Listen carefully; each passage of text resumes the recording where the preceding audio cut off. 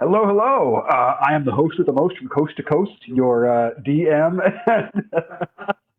And I just murdered Jordan's soul a little Hey, bit like that. you do it every Yeah, time we record, so I don't know why I I'm do. surprised at this It's, point. it's part of what I live for. Yes, I am Bjorn Anders. We are here for another amazing one-shot adventure. If you've watched these before, I'll say it now. Yes, this is another DM Dave one. I love DM Dave. I am part of his patrons on his Patreon, and for just a couple bucks, you can get one shots sent to you regularly. Like this one. This one slightly modified. Yesterday was a big food day. People ate foods of sorts. So this one shot is all about food. Our players here will be portraying different side dishes. We will get to that in a moment. Uh, yeah, Speaking of our players, let's have our players introduce themselves. we Starting should. with, Hi, I'm Jamie, and my pronouns are she, her, and today I am playing Cranberry, whose pronouns are they, them, any. Hi, I'm Brian. My pronouns are he, him, and today I'm playing Yam, whose pronouns are also he, him. Hi, I am Roxy, and I use she or any pronouns, and I'm playing V Gravy, who uses she, her pronouns, and I'm super excited to be here. Aw. I am Jordan Whidbey. He, they pronouns are what you should use for me, and Bacon Mac is who I am playing. Bacon Mac uses he, him. Hi, I'm Mario Gomez. I use he, him, el pronouns, and I'm playing Café de Olla, who uses they, them, ella pronouns. So that's us. That's all of who's going to be playing. Before we jump into things, got a few show announcements. As I have said and will be saying for the next couple of weeks, our friends over at the No Latency podcast, they're a Project Red, a Cyberpunk Red actual play podcast that has the occasional animation. They're going to be doing a side quest around Christmas time. That is, I think it's a 4 episode or a 5 episode. I still need to ask Paris about that. That I will be guest starring in. There's shenanigans. There's a character with a TV for a head. And that's just normal because it's cyberpunk. I think that's the only show announcement that we have. Right? Right? Yeah, right. Yeah. I think so. So that leaves it open to any of our lovely guests who have a show or a project or a store or a CD or something to plug. Now is your time. Well, I'll go ahead and say, hey, it's the end of the year. Lots of theaters are depending on donations this year. Also, it's the end of the fiscal calendar year, so you can deduct them from your taxes. If you want to save on your tax bill, might just as well give it to a theater near you.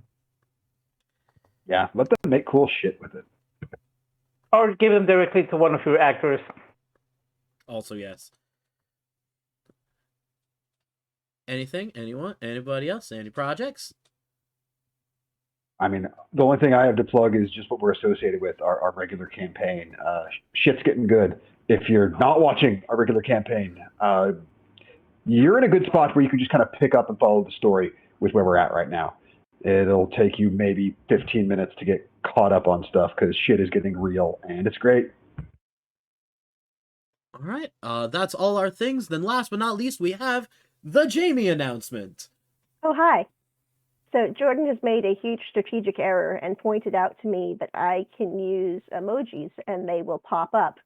And this is a perfect way to segue into why you should donate to our Ko-fi, that is ko-fi/dice jailers, because we don't have, Nitro, we don't have fancy emojis, but if you gave us monies, we could have fancy emojis. And we could, yes. I've turned the whole crew into Sam Riegel. If you, see, much like, as you can see, Roxy does have fancy emojis, and don't you want us to have that? If you gave us monies at ko-fi.com/dicejailers, we would thank you very much. And we would probably use it for forces of good, like, spamming when we didn't like a character. Or, you want to see something? I can almost definitely make Bjorn say a word right now. You ready?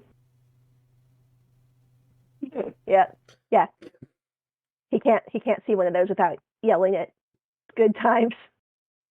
So. I really like monkeys. They're awesome. Mm-hmm. Can confirm. So that he likes them. I have no opinion about their awesomeness.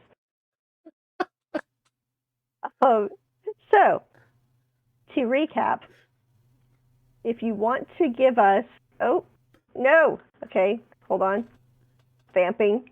If you want to, as Mario was saying, donate money to a good cause, we are a good cause. You can't, write it off on your taxes, but you'd feel good about yourself. And we would use it for really important things, such as effing with the DM and each other. We would appreciate it very much. Also, okay, you would get access to our Discord server where we talk about nonsense, and we do basically this. Yeah, kind of this. Just spam. You could ask us questions. We may or may not answer them seriously and or honestly, but no, I'm distracted. Yep. So, thank you for considering sending money to us. That's the address that's on the screen right now. And money, please. Glorious. I had Sarah McLachlan songs playing in the back of my head during that. There's no Sarah McLachlan emoji. Yeah. Hold on, is there a sad dog? We can't. Sarah McLachlan, we get MDMA'd. Just spam animals, I guess. Oh, I can make Bjorn not to say a word. Just give me a second. Are you about to get tomato bisque? Yeah. Hot damn! Yeah. I'm very, very curious where Mario's going with this. Where does this go? Why is... Okay! But is that the Map Theater Monkey? Yeah, from when Matt did a production of Trevor. Yeah, I remember that. Yeah. Oh, man. A great local theater if you're in Seattle to support. After you support us. Oh, yeah. All that said, like I said, yesterday was a big day about food, and so we have a little one-shot here about food. You all have been recently hired by a local farmer. Farmer Herschel. You see, Farmer Herschel has this prize turkey named Herschel Jr. And somehow, just in the past few moments, Herschel Jr. got into a very experimental potion of growth. And Herschel Jr. was a very, very itty-bitty turkey. Unfortunately, this potion of growth has turned him into a huge bird of doom. Herschel Jr. now stands over 20 feet tall. Now, the potion should last for no longer than 4 hours.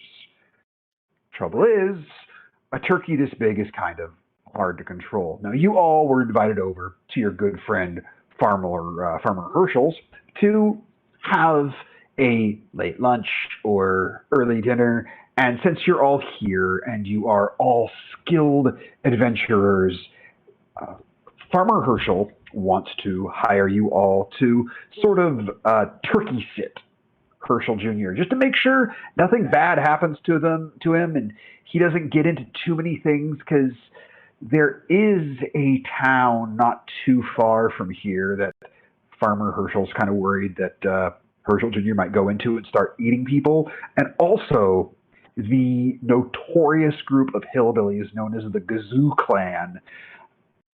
They will hunt, eat, and cook kind of anything they can find. And, the farmer is worried that they may set their sights on Herschel Jr. And so as you all stand around outside of the farmhouse at Farmer Herschel's, he'll look to you all and say, "Well, I'm going to need you to look over Herschel Jr. I can't get around quite like I used to, so I will pay you 200 gold, and if you bring him back all oaksy doksy, and imagine about 4 hours. Well, a little later than the supper we were planning on, but we can just have something to nosh on after the sun goes down. So y'all take care now, you hear? And you make sure nothing bad happens to Herschel Jr., and I'll take care of you just right as rain. Okie dokie." And he'll go wandering off back into the farmhouse using his cane as he walks. And as we turn our gaze to your characters, please describe what we see, starting with Jordan, please. Yeah, so you see about a 6'5", kind of gangly, but with significant shoulders. As a humanoid, he's got kind of a golden yellow tint to his skin, almost noodle-like, if you will. He's got his hair are these thin strips of bacon that he's got pulled back and kind of tied back in a ponytail. He's wearing some scale mail armor that has a big tabard on it that has his crest emblazoned on the front. It is a macaroni noodle crossed with a strip of bacon. This is the champion, the local pugilist supreme, Bacon Mac. And then as we shift our gaze over to Brian, we see a large bald man with just a single strand of hair kind of popping up out of the middle of the head, sort of like the stem of a sweet potato. Very pale skin. Probably about 6-7 foot tall. Broad shoulders. Barefoot, wearing like kind of scraggly clothes, like almost burlap sack kind of clothing. Yeah. And then as we shift over and we look at Jamie, what do we see? You see an amorphous blob in a transparent cranberry shade. Perfect. And looking over at Roxy, what do we see?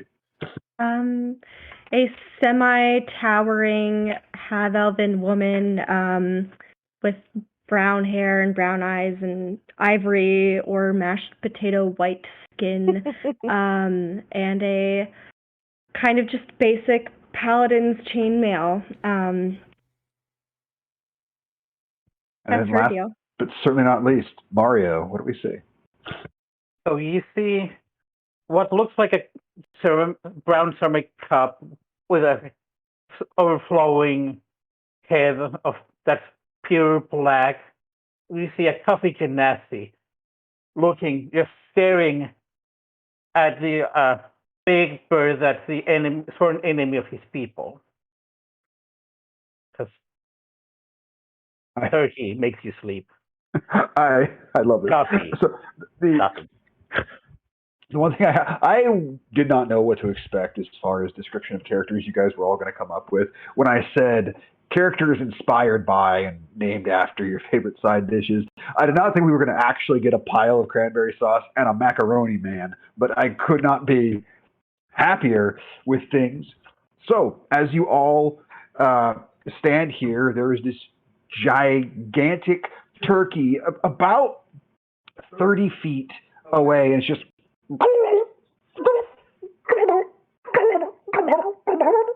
kind of walking around. Every now and then it kind of pecks the ground, and when it does, just boosh, this massive divot where its beak goes down.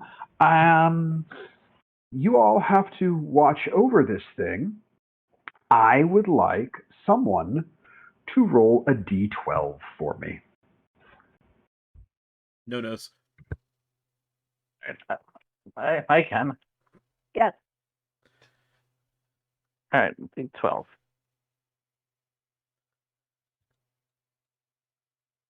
That too. You got a 2? Yep. Alrighty. With a 2, Herschel Jr. remains calm. He just continues to kind of waddle about throughout Farmer Herschel's yard. He eats some of the bits of feed that was left for him. And by bits of feed, I mean entire chunks of feed bags. He just goes and chomps those down. He's gonna just kind of wander and feed for a bit. Is there anything tall to climb up on that I might get a lookout from? A couple things. You could climb the farmhouse itself. There is a turkey coop not far from here, which is much like a turkey sedan. It's just the number of doors are different. Yes. So you could get up on that. There is a small, it's very decorative, sort of this windmill. It's not like quite a tiny mini golf one, but it's not a full size functional one. Farmer Herschel's kind of eccentric in the way he decorates, so that's about 8-10 feet tall. So you could get up onto any of those and sort of get a gaze, looking around if you'd like. Yeah. I think I'll jump up on the windmill. Okay. Would you like me to roll anything, or?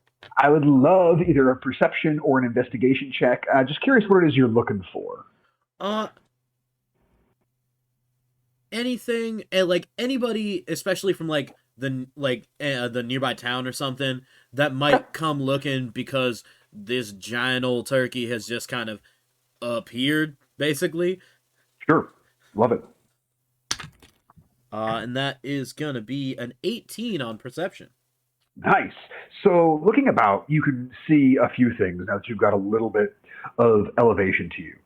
Far to the south, there is a rather large lake. Off of this lake, there is a river that flows down into it that is sort of to your southwest, and Farmer Herschel's farm is very near this river. There's a small bridge that leads over it, and on the opposite side of that bridge is the Gazoo family farm. You can also see through a very small smattering of trees off to the east. You can see Farmer Juco's farm, who you know Herschel is somewhat friendly with. And then to the north, there's a fairly thick forest, and you know that the town of Weston lies to the north beyond that forest. That's kind of the one thing keeping Herschel here, Herschel Jr., I should say, out of heading towards the town at the moment. Do I see... Now, this would only be a dumb question if my character's intelligence was not 8. But do I see any other turkeys from the forest coming to worship the giant turkey? Because that's exactly what Mac would expect if a giant turkey showed up. Let me roll percentile dice.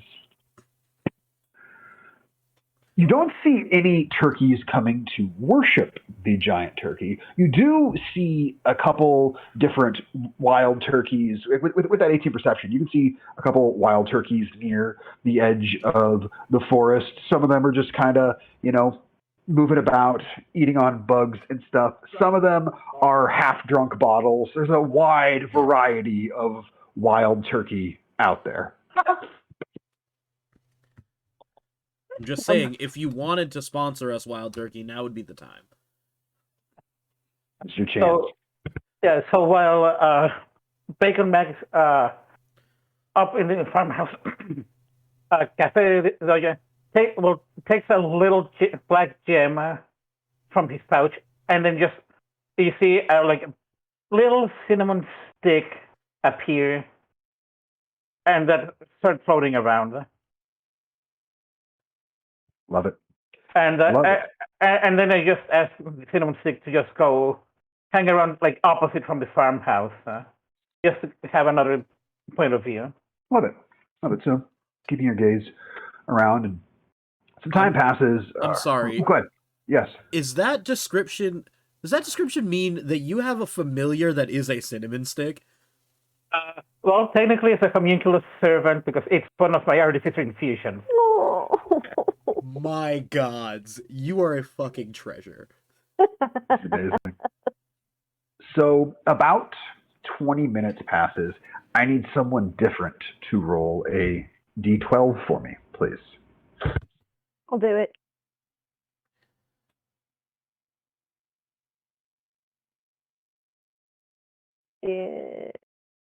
That's an 11. Uh-oh. Oh. Yeah, What happens on 11? He got that grin. I don't like that grin. I know, I was going to say, as soon as he smiled, I'm like, it's not, we're not going to like it, but... Mm-mm. So What is it, a Bodak turkey? it could be if you'd like that. No. We are level 2. Yes, you are. Yes, you are. And Oldest one shot ever. what happens is you are enjoying Herschel Jr. being very calm, and you, Bacon Mac, are the first to hear this, as you all hear coming from the southwest. You just hear this loud, yeah! As a large number, that probably clipped and went no sound on that. We'll see what happens when this airs. But you see this group of hillbillies tearing ass towards the Gazoo farm. They're led by 3 hunting dogs. There's half dozen of them on foot and one that's on the back of a small horse. And you can hear one of the leaders yelling, "We gonna take that turkey, we gonna fry up them legs for supper." And they are approaching. I'm sorry, you said they were heading to the Gazoo farm, or are they coming from the Gazoo They're coming from the Gazoo farm towards Herschel's farm. You can tell this is the Gazoo clan. I would like to try and break off one of the blades of the windmill and stand between them approaching and the turkey. Make an athletics check.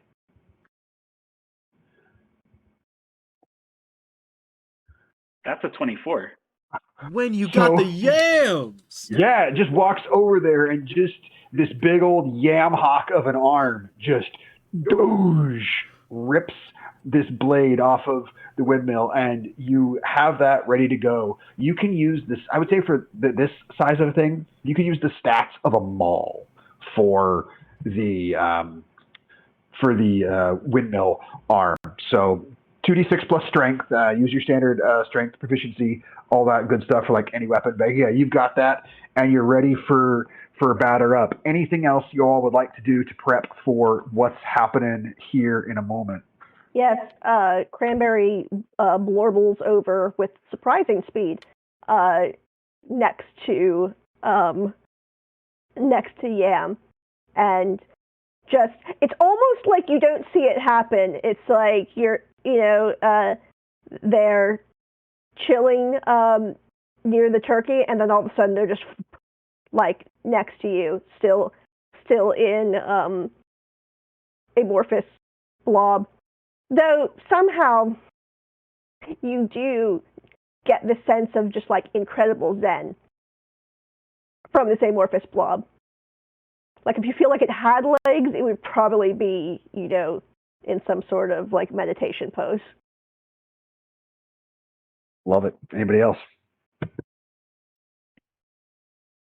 I'm staying up on the windmill. So no, never mind. Excellent. So these individuals are charging in your direction.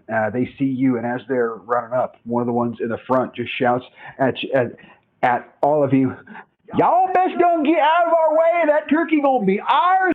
We will share some with you if you ask real nice, but we's about to have some dinner."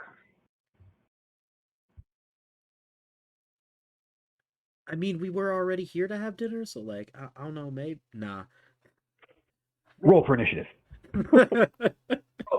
Oh yeah, actually, I just asked my cinnamon stick come closer to me. And it spices its way on over to you. Spice? Spice. Hey, D-Spice. All right, so can I get 25 to 20? 21. Nice. Okay. 20 to 15. 18. Who has the higher dex? Presumably me. I have 16 dex. Come on, internet. Yeah, you. It's like, I'm a monk. All right, 15 to 10. 11. Brian, what'd you get? Rolled in that one Nice. for a total Ooh. of 3.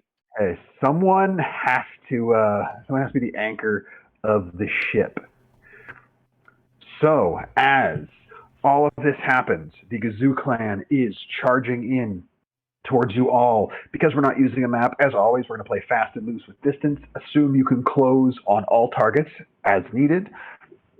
Up first, we have Jordan. You are up as Bacon Mac is all good to Yeah. go. So Mac, still up on the windmill, is gonna hold his action until like they close closer, and then he is going to jump off the windmill with an unarmed strike at just the first one that gets within jumping distance. Alrighty, sounds good. So you are holding that unarmed strike to come flying off there. Normally you can't move and attack, but that's cool, so I'll allow it. And yeah, that is your turn. If it, you may have to remind me when something charges in, so don't forget that was your turn. That is going to bring it to Cranberry. What you doing? The person who just yelled to us, get out of the way, were they on a horse, did you say? No, that one was on the. There is a young woman on horseback. The one that was yelling to you all looks to be the patriarch of the family. Just very, very slender, wearing denim overalls. Only has one strap. It looks like it's about half a size too big, as you can see, it kind of flopping off of some sides. No shirt underneath. Barefoot with a big straw hat and a pitchfork in his hand. You hear that, fan artists? Basically, he kind of looks like if American Gothic and Jed Clampett had a baby. Nice. All right. So, again, with unbelievable speed coming out of nowhere, suddenly this blob, suddenly like what looks like a leg and a foot shoots out of it, like from the top middle, and takes a strike at this guy. All right, give me an attack roll. That's an 18 to hit. 18 will absolutely hit. Please give me damage. It says that I can use my martial arts die instead of strength, but I don't know what the heck my martial arts die is. I don't play monks, man. I can't help you. I think for monks, 1d4 at that level. Okay, thank you. Yeah, so for that level, yeah. Okay, that is 5 points of bludgeoning. 5 points of bludgeoning damage. So as this pseudopod just comes out and gets him right between the eyes, like tarnation, and clearly did some damage, and he did not appreciate it much. All right. Anything else for the rest of your turn? Yeah, I'm going to spend a key point and do flurry of blows. So the pop and the pop. Here we go. Yeah. Do I have to roll twice, or how does that work? Sure do. It's 2 separate attack rolls. Yeah. Okay, so a 17 to hit Okay, that hits.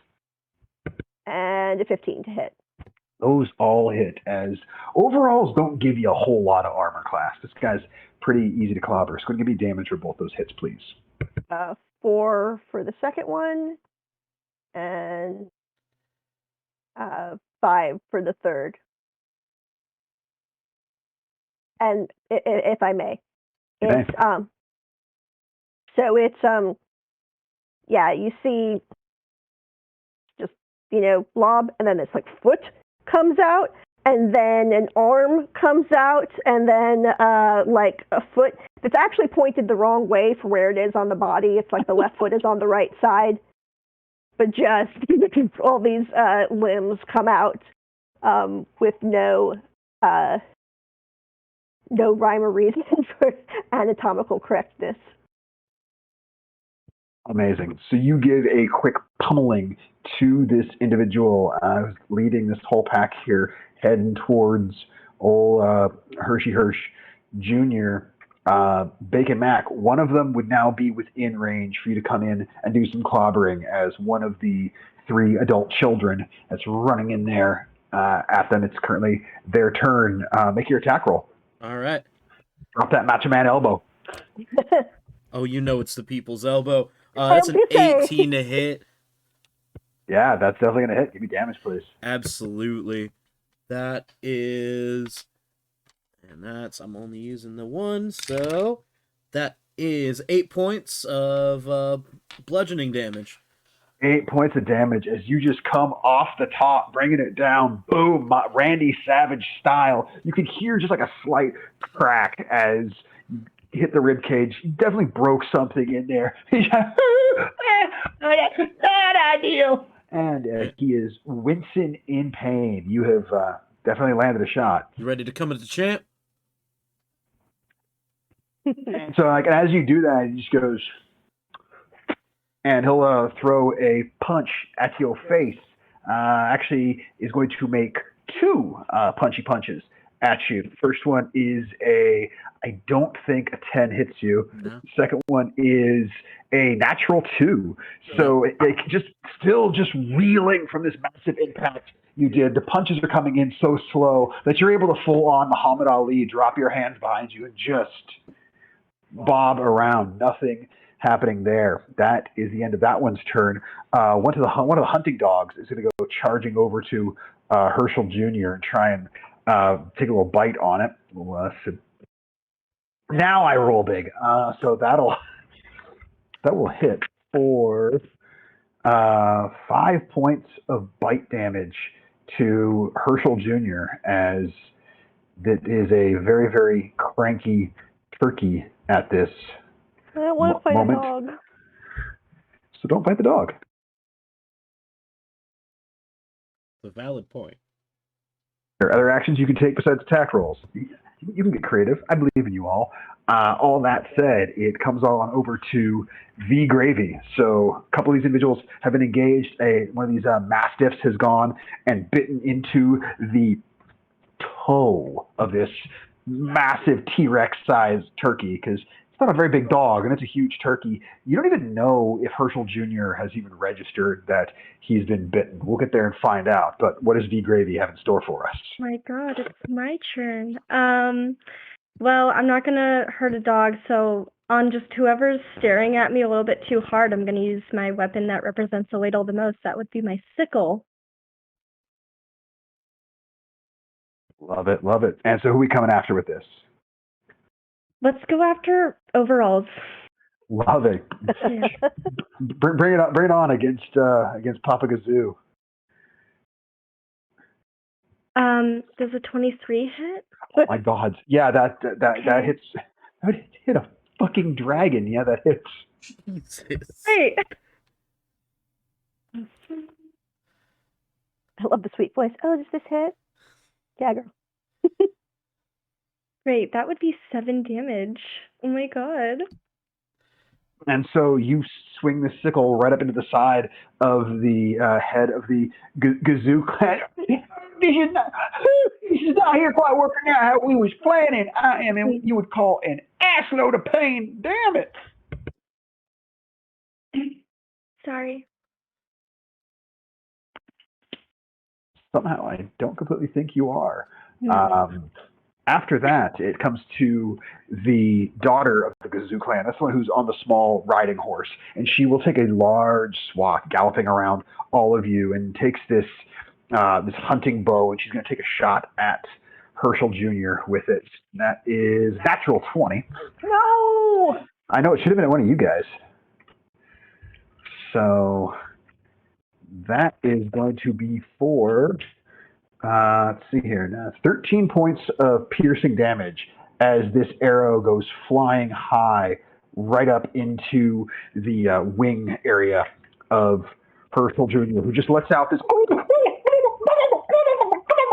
and it just starts freaking out, runs in about 3 circles. Very much like when you were trying to catch chocobos back in Final Fantasy VII, and they would freak out, run a few circles, and then go running away. So Herschel Jr. is going to be bugging out of there as soon as he can on his turn, but it's not his turn yet. Another one of the kids is going to come up and try and swing on you there, Mac, because you're whipping up on his brother. He's going to see what he can do. It's a natural 4, and that might actually hit you. Does a 17 hit? It exactly hits. Alrighty, so you are going. So this big fist comes around, finally able to make some contact. So you will take 6 points of bludgeoning damage as you catch one right on the jaw. But you're bacon, Mac. You've taken worse today.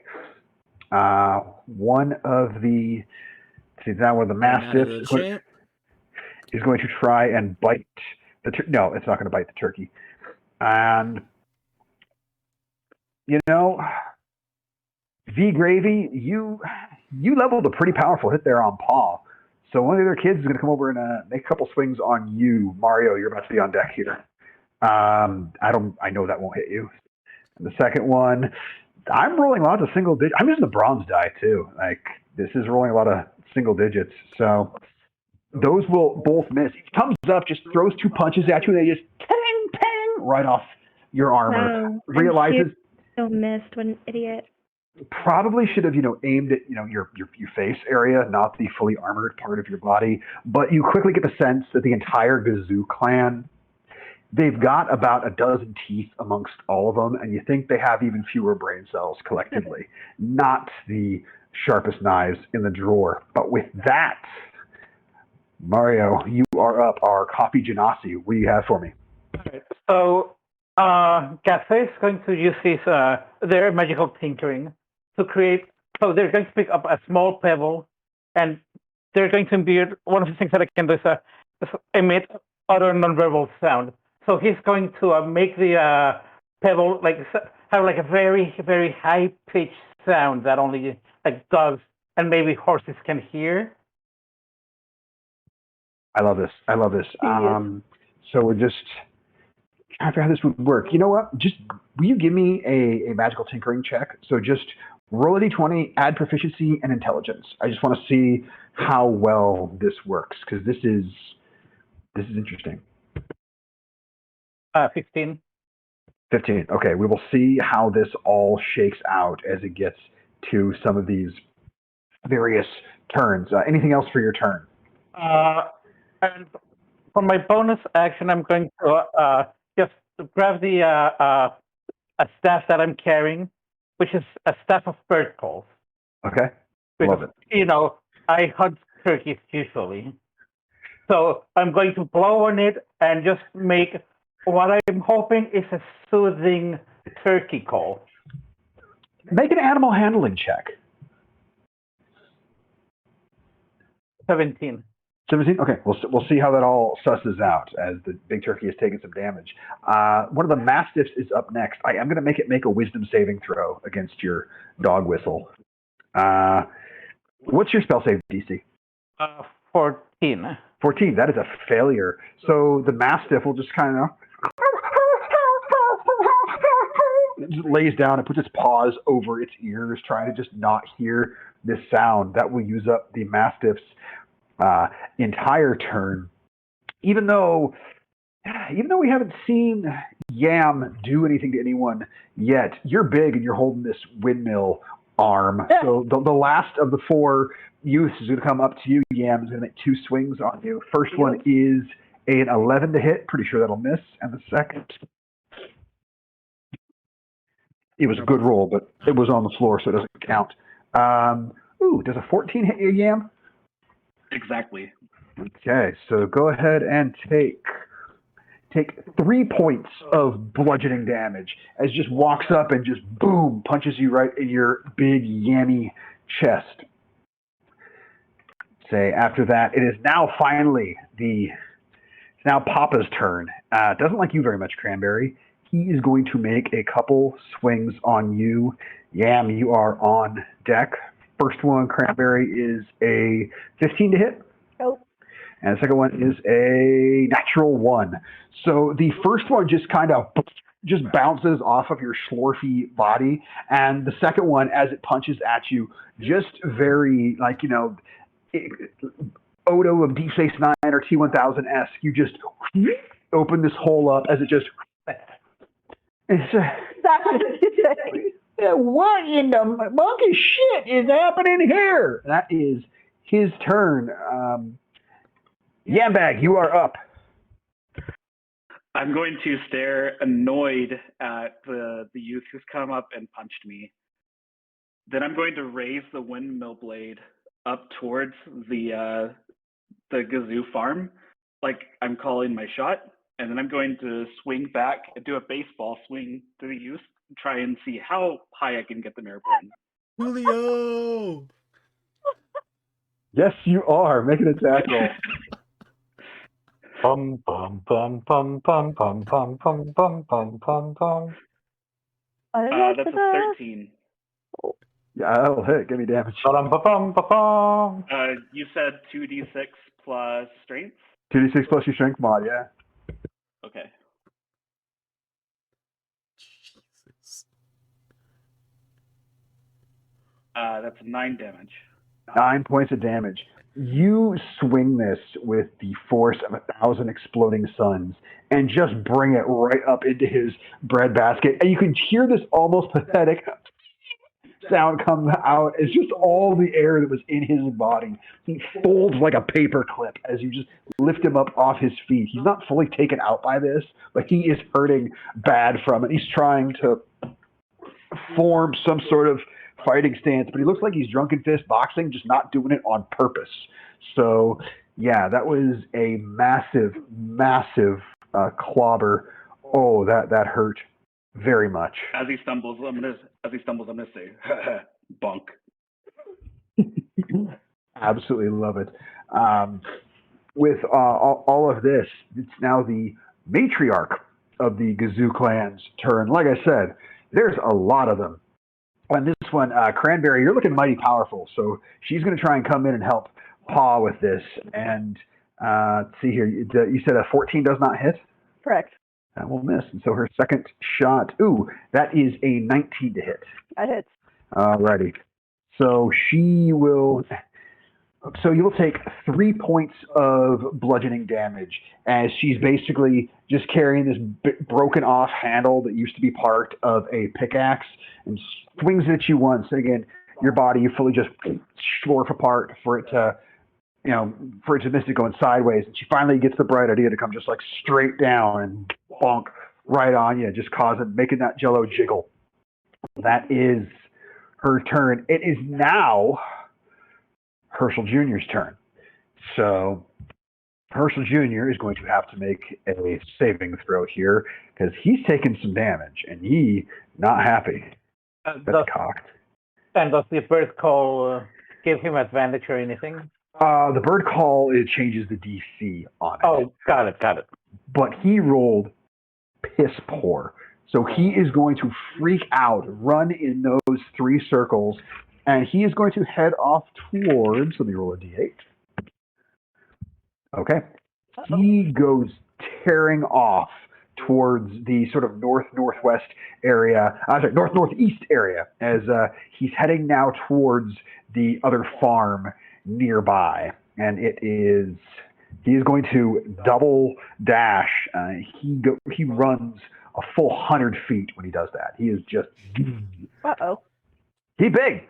He real fast, and that brings it all the way back around. Bacon Mac, you are up, and Cranberry, you are on deck. Saw one of these kids right up in my face, right? Oh yeah. Well. Oh yeah. He's about to fight the champ, and I'm gonna just take a swing at him. Do it. Yeah, it's a 19 hit. Very much so. Give me some damage. That's 10 damage. 10 damage. So just taking this swing, you swing upwards, catching him right on the jaw, and the second the impact hits, you feel the lift happen as he is fully taken off of his feet, body going through the air in an arc and full on Street Fighter 2 style. Boom, boom, boom, hitting the ground. That chump is unconscious and down and out. Ding, ding. And I'm gonna go over to the chump that's trying to mess with Yam. Okay. and I'm gonna, with my bonus action, do my 2-weapon fighting second punch. Oh, do it. Yeah, this one's already looking pretty rough as well. He's trying to stay up. That's almost a crit. So 24 to hit. 24. Give me damage. You're going to knock him out, but I just want to see how badly it is. Yep. That's 6. 6 points of damage. So this time it's just a full-on right cross. Your hand comes out, tagging him perfectly on the jaw. His whole body starts spinning around, almost wriggling himself out like a rag because his feet stay planted, but he just kind of spins around, then unspins, and boom, he is on the ground, unconscious. Pretty impressive. 2 KOs in 1 round. And as you do this, Bacon Mac, you're looking about, and all of you can instantly see the entire Gazoo clan is looking quite concerned about things. But Cranberry, you are up. You have both Maw and Paw up in your face. Paw is starting to look pretty rough as his overalls have seen better days. What would you like to do? I saw. I can't catch up to the turkey. None of us can catch up to the turkey. Probably. Well, unless I use Step of the Wind. No. Okay, anyway. So I have a thing. Here's what I want to do. I can extrude a pseudopod up to 6 inches wide and 10 feet long, and use it to manipulate an object. So what I would like to do is extrude a 10-foot long, more like something with a 2-inch diameter, perhaps, as a rope, and run after the turkey and try to trip him up. How long can you make this thing? 10 feet long. It is separate from my body. Like, it can be a separate thing. So I want to, like, basically make a cranberry plasmoid rope and try to trip up the, lasso. I want to try to lasso the legs of the turkey. On your Dice Jailer's bingo card, cranberry lasso, you can mark that one off, because you all had that space. So my question is, this is a thing that you can do. This isn't an action. You can just do this because you're a pseudopod thing, right? Uh-huh. Okay, and so that's cool. Yeah, and so you're going to go running off after the turkey to try and catch it with this thing? Yep. So action, what's your movement speed? 40 feet. 40. So you take your movement. It's now 60 feet away from you. What you doing next? Bonus action dash? Or I can't do that because I'm not a... You can bonus action Step of the Wind. Yeah, and then I'll have used all my key points. But, okay, so you bonus action Step of the Wind. You are now 20 feet away from it, and you have your action. And as the action, I'm going to throw the... try to throw it to... oh God, what are those things called that you, like a bolo or something, where you throw them and they kind of bolos. Tangle roll around the legs? Love it. Go ahead and make a ranged attack roll for this. You can use your dexterity for this. So make a ranged attack roll to see if you can grab a hold of Herschel Jr. Okay. Come on. Oh, that's not great. I rolled a 9, so plus my dex mod is +3, so dex mod plus proficiency. Like this is making an attack roll. Okay, so 14. 14 will do it as this reaches out and you're able to grab a hold of one of the toe talons. So I guess you kind of have it grappled of sorts. You normally wouldn't be able to grapple it because the size difference is so much here, but you know what? This is ridiculous and fun, and we're going to see. Hey, here's what we're going to do. This will be fun. Oh no! So here's what I need you to do. I need you to. We're about to make contested rolls. Oh dear. You go ahead and make yourself a athletics or acrobatics check. And you're going to do that against Herschel Jr.'s athletics to see if you can hold on to this giant, powerful turkey. Okay, I actually have advantage on both of those. Oh.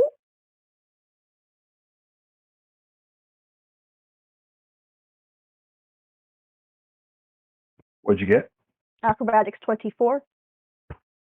So as you do this, the turkey feels this this pseudopod wrap around its toe, and it goes to try and kick upwards to send you flying halfway to town.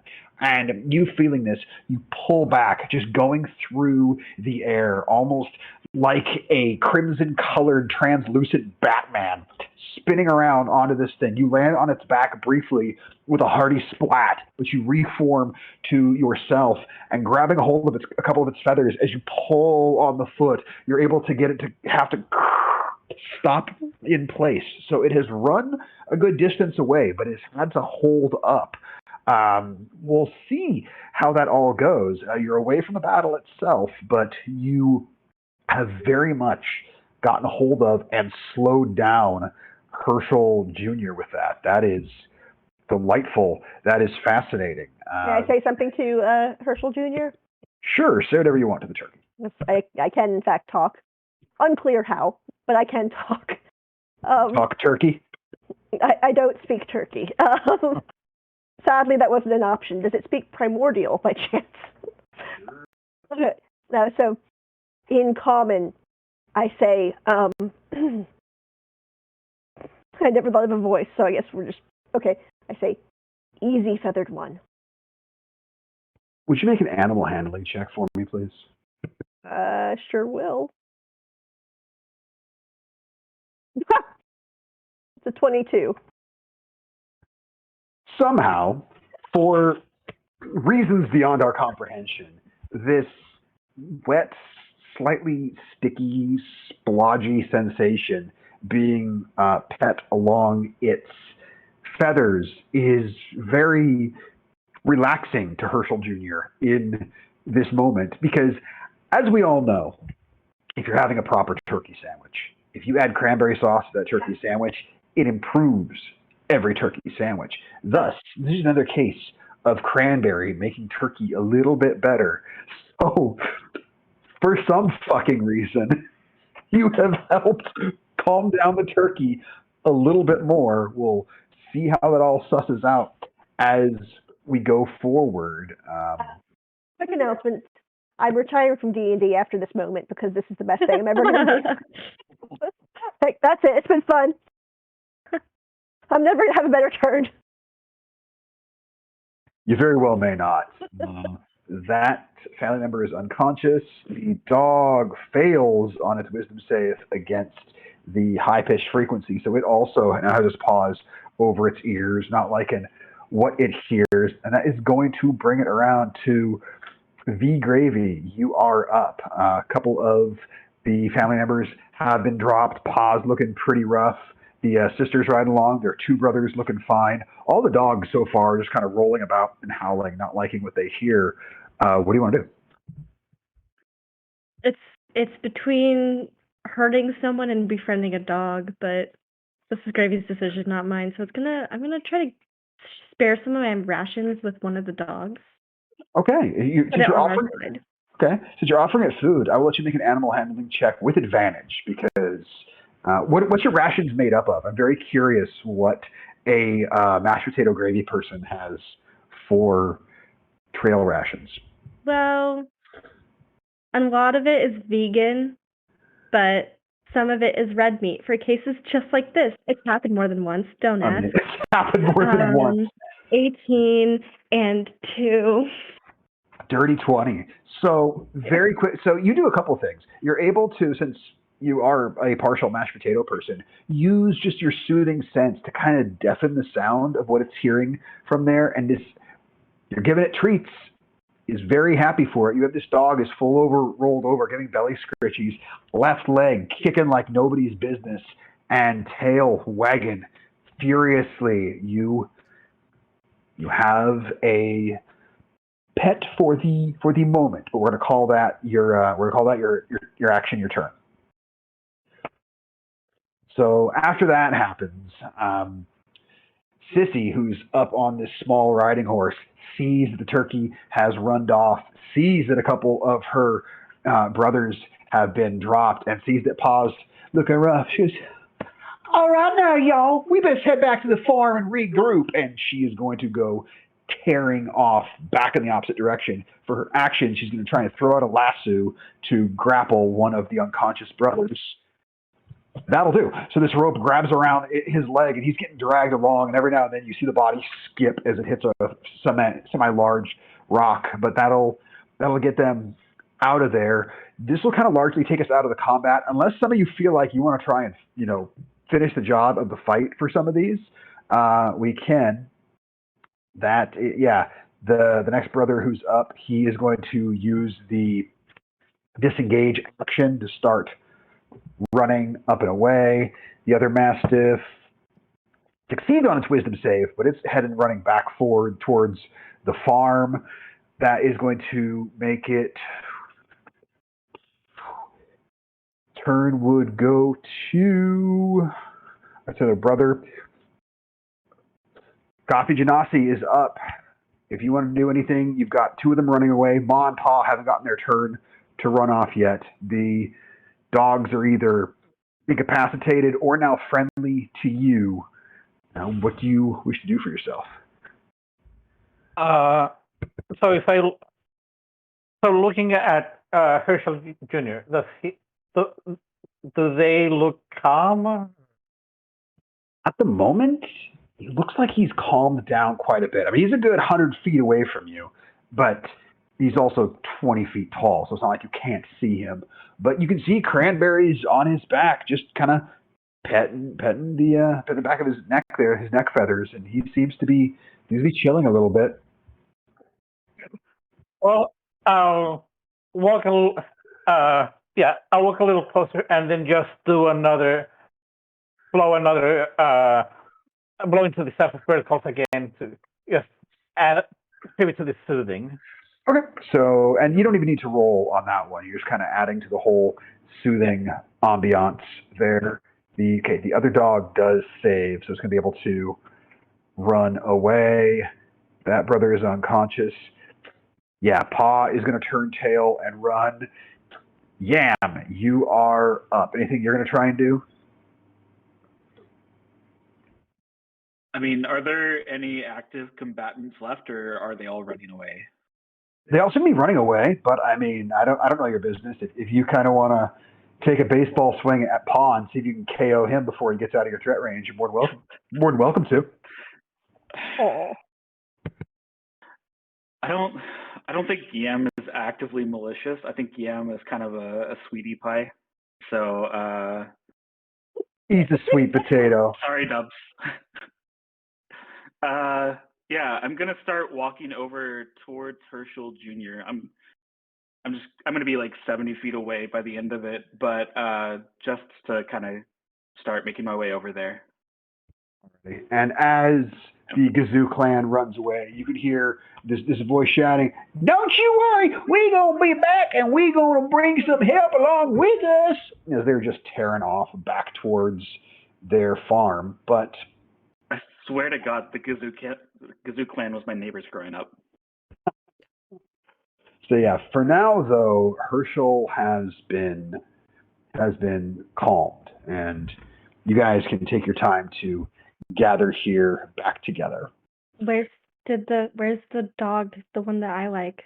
The one you like? I mean, that dog will follow along with you if you'd like, or you can, leave him there back at Farmer Herschel's farm. No. Okay, so this dog is following you. Fuck. So, Cafe was going to take the enchantment of the pebble because the thing that they're friendly, and going to turn to Guillaume and say, "Hey, do you want to hold on to that windmill blade, or do you want to put it back?"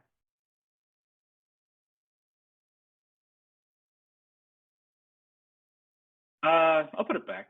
Yeah. Good. As he puts it back, I'll cast mending. And like nothing had ever happened, this windmill blade is now reattached there. So you're all able to reconvene, keeping a semi-safe distance from Herschel Jr., lest he think any of you are a food source, being that many of you are actually food. I need someone who hasn't yet roll a d12 for me. I don't want to. I'll do it.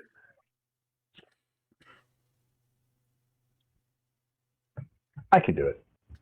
No, Bran will do it. I rolled an 11. An 11. No. So, almost right on cue, you hear this sound coming from the same Gazoo farm. Yee-hoo! As they are coming rip-roaring back in. The two that have been knocked unconscious, their numbers replenished. They are charging in the direction towards you. Anything you guys want to do before combat begins? This is the worst plan they've ever had. Does anyone have rope? I have 50 feet of it. Yep. Yep. Let us. That's what I'm looking for. Let us see if we can contain this beast. You're telling me you want to make a leash for that giant turkey? No. More like a lead. I want it tied to something. Well, I can give it a shot real quick. It was hard to catch. Yeah, I can give it a shot real quick. Yeah, say go ahead for that. I'd say make a survival check to try and rope this thing up. Okay, I reabsorbed the part. I reabsorbed the part of myself that I used to trip up the turkey. Right. How'd that survival check go? Do I get any kind of bonus because poultry are my favorite enemy? No, Why did you you're not, hate because you're not turkey? trying to hunt it. This is not like this is. I'm not going to give you a bonus to try and help it. All right, fair enough. That's still an 18. 18. Okay, so you basically tie this leash to its ankle and wrap it around a fairly small-sized tree because the rope itself is only going to be so long, but you think you've got it fairly well contained. These MFers are coming charging in. We're just going to use the same initiative we had before. So it is going to start with you, Bacon Mac, as they are charging in. There are 4 youths on foot, 1 youth on horseback. There's Ma and Pa, and the dogs have not returned this time. I'm gonna close distance on one of the youths, whichever one I can get to within 30 feet. Probably just the lead one. All right, cool. Do me a favor, roll a d4 and we'll see which one you get to, because they're pretty equidistant. And okay. We'll see which one. That is number 3. Number 3, cool. Make an attack roll. I'll close on number 3 and just... that's a natural 20. Yeah, all right. Double those dice and see how much damage we do right here. Where is my other D8? That is 15 plus... so I think that's 18. Let me make sure that my bonus is correct. Yeah, it's 18 points of bludgeoning damage. So you just come charging in and just bringing your fist upward, just full on shoryuken, and just bam, right in the jaw, up in the air, down, down, down, down, for the count. That is a one-shot KO on that. Not 20 one-shot KO. If you make another attack this round, I'll let you do it at advantage. I absolutely will, because I'm going to just turn to the pretty next. Cool. Alrighty. Yeah, make an attack roll. I'm going to roll for a string attack. Cool. That is a 19 to hit. Yeah, that is going to hit, my dude. Go ahead and give me some damage. And that's a 9 points of damage. 9 points of damage. So just this huge punch right to the guts, and boom! Again, not knocking this one out, but making it regret every choice they've made that have led them up to this moment in their life. Because if you want to win a fight, you send nudes. Love it, love it, love it. That is going to bring it to Cranberry. You are up. What you want to do? It's really impressive because somehow, without a head, shoulders, face, anything, you get. I thought you were going to say knees or toes. Yeah. Knees or toes? Yeah. Somehow, without any, visible humanoid body parts, you get the impression of Cranberry doing a full body eye roll. And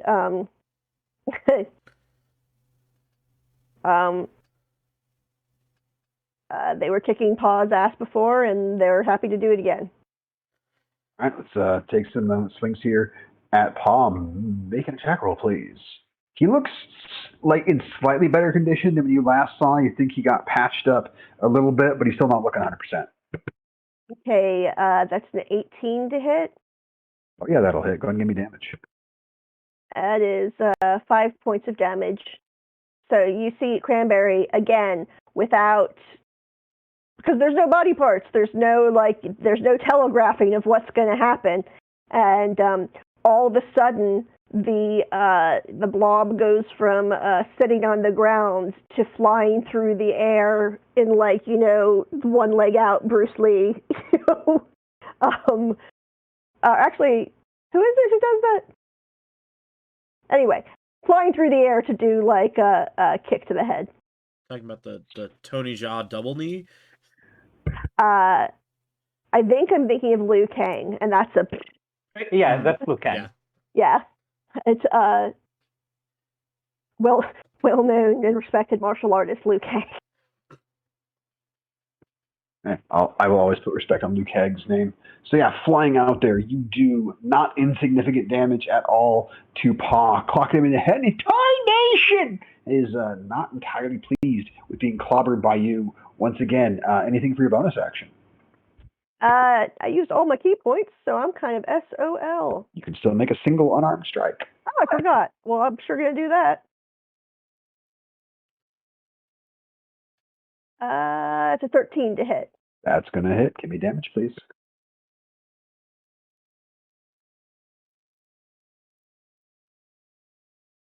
Additional 4 points of damage.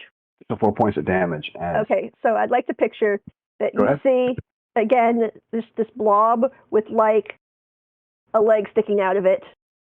And then somehow in the air, as it's going past this other appendage, moving more like an arm, does a hook. So it's bah, bah, and then lands in, a blob. Amazing. So just these bludgeoning appendages coming out of this schlumptacular mass that is just about it, and just very much blobberific there on the ground. No one's quite sure where's the front, where's the back on this amazing individual of cranberryness, but this tart warrior has done cranberries are tart, you see. So Right, that was great. Thank you. With that, one of the grunts, one of the youths, gonna take some swing at you there, Mac, because you done got scary with that one hit KO. And that is a natural one. As goes to swing at you, and all you do is just kind of raise the same fish you got the knockout with, and they kind of stumble where they are. Second shot, no, that is a 12, and is just kind of throwing their knuckles there at the you know that whole thing of middle school fights where neither person really wanted to fight, and they're just kind of leaning back, just kind of doing this, just hoping it got broken up. They're just waiting for, and both sides would do that. Yeah, that's this guy. He's full on I don't really want to be doing this because the Mac is scary.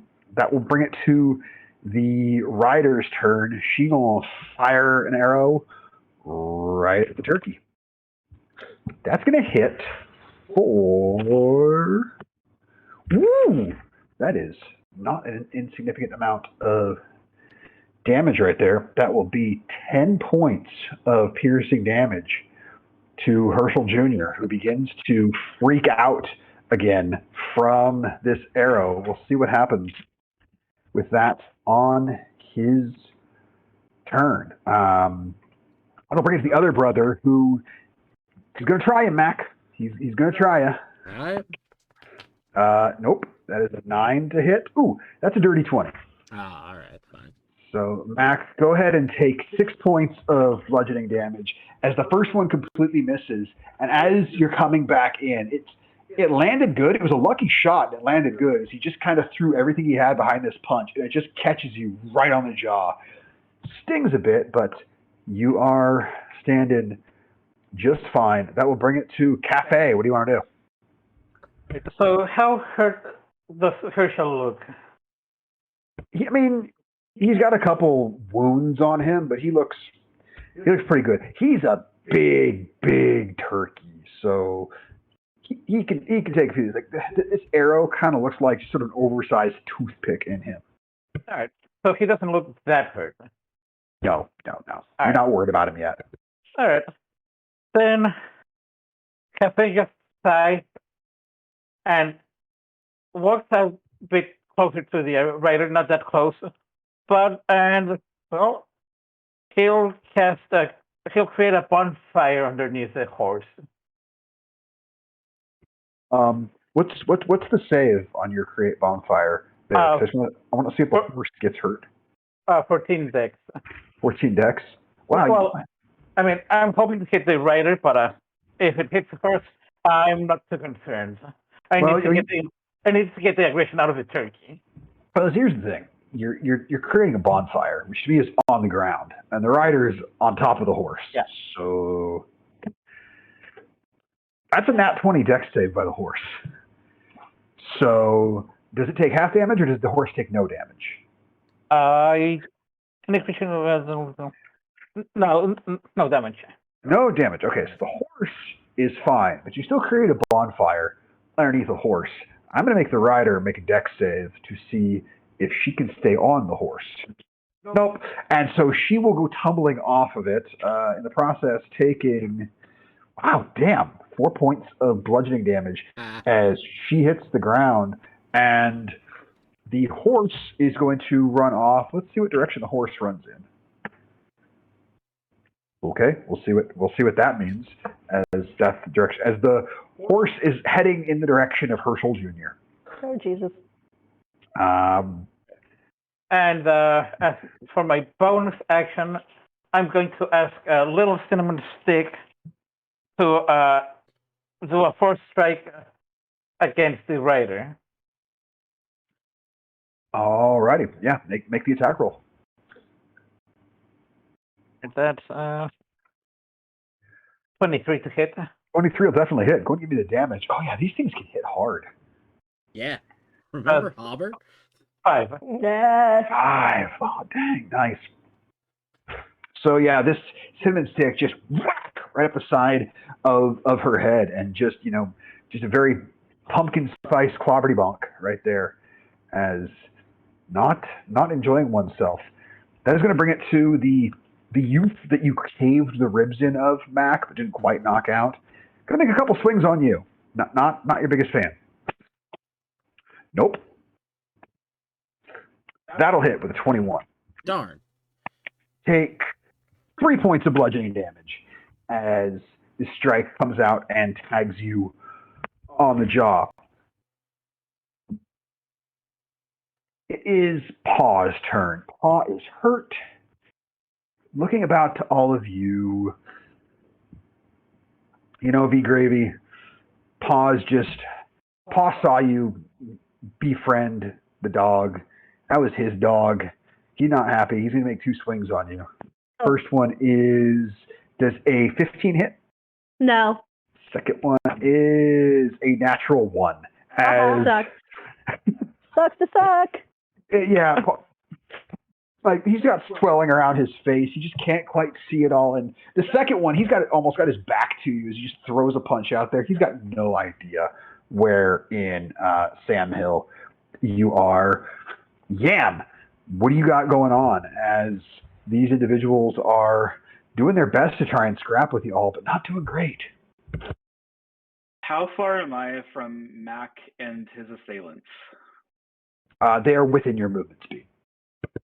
Okay. So from my back, I'm going to pull out a giant meat fork. You know those like little two-pronged meat forks? Yeah, I do. Those are great.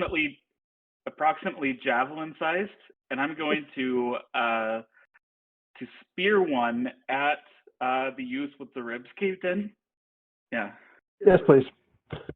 Okay. 16 to hit. That's going to hit. Go and give me damage. 6 piercing damage. 6 points of damage.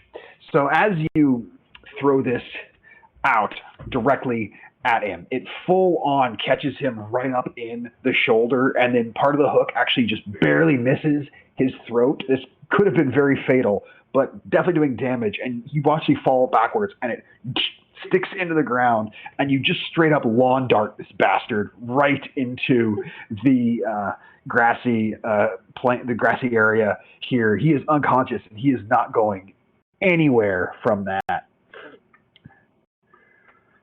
That was awesome.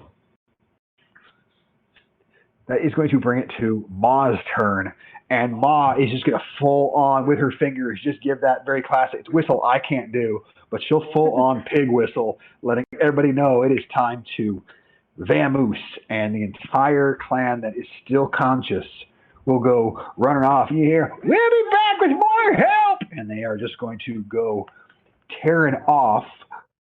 But we can't forget about Herschel Jr. It's Herschel Jr.'s turn. But what if we did? Well, a couple things can happen here. Let's see. Perception check. So Herschel Jr. notices the horse. Herschel Jr. is going to...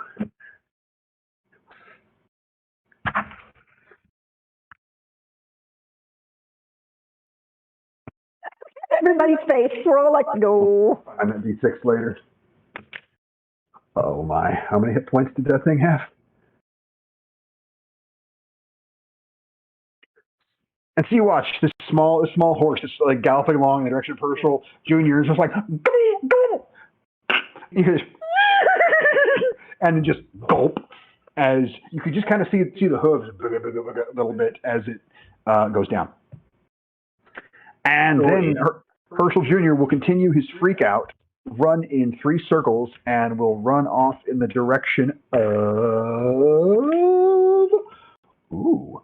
He is going to continue his journey, and he is still going right off in the direction of Farmer Juco's farm. So the good news is he's not heading towards town, but Farmer Juco's a cranky old man, and Herschel Jr. is going to be there any second. That rope didn't do nothing, huh? And oh God, no, that's a natural 20 right there. Yeah, Oh my God. We're going to take a picture of that guy. Yeah, that rope just snap as Herschel Jr. is running off towards the farm. The good news is you guys all had to watch over him for 4 hours. An hour has passed, and you've only been attacked by the Gazoo clan twice. Herschel Jr. ate a small horse, so what all could possibly go wrong? What do you guys want to do? I first of all have a question that I've been meaning to ask. You keep saying this word. What is a ute? Are you on drugs, Mr. Gambini? Oh, you mean a youth? Has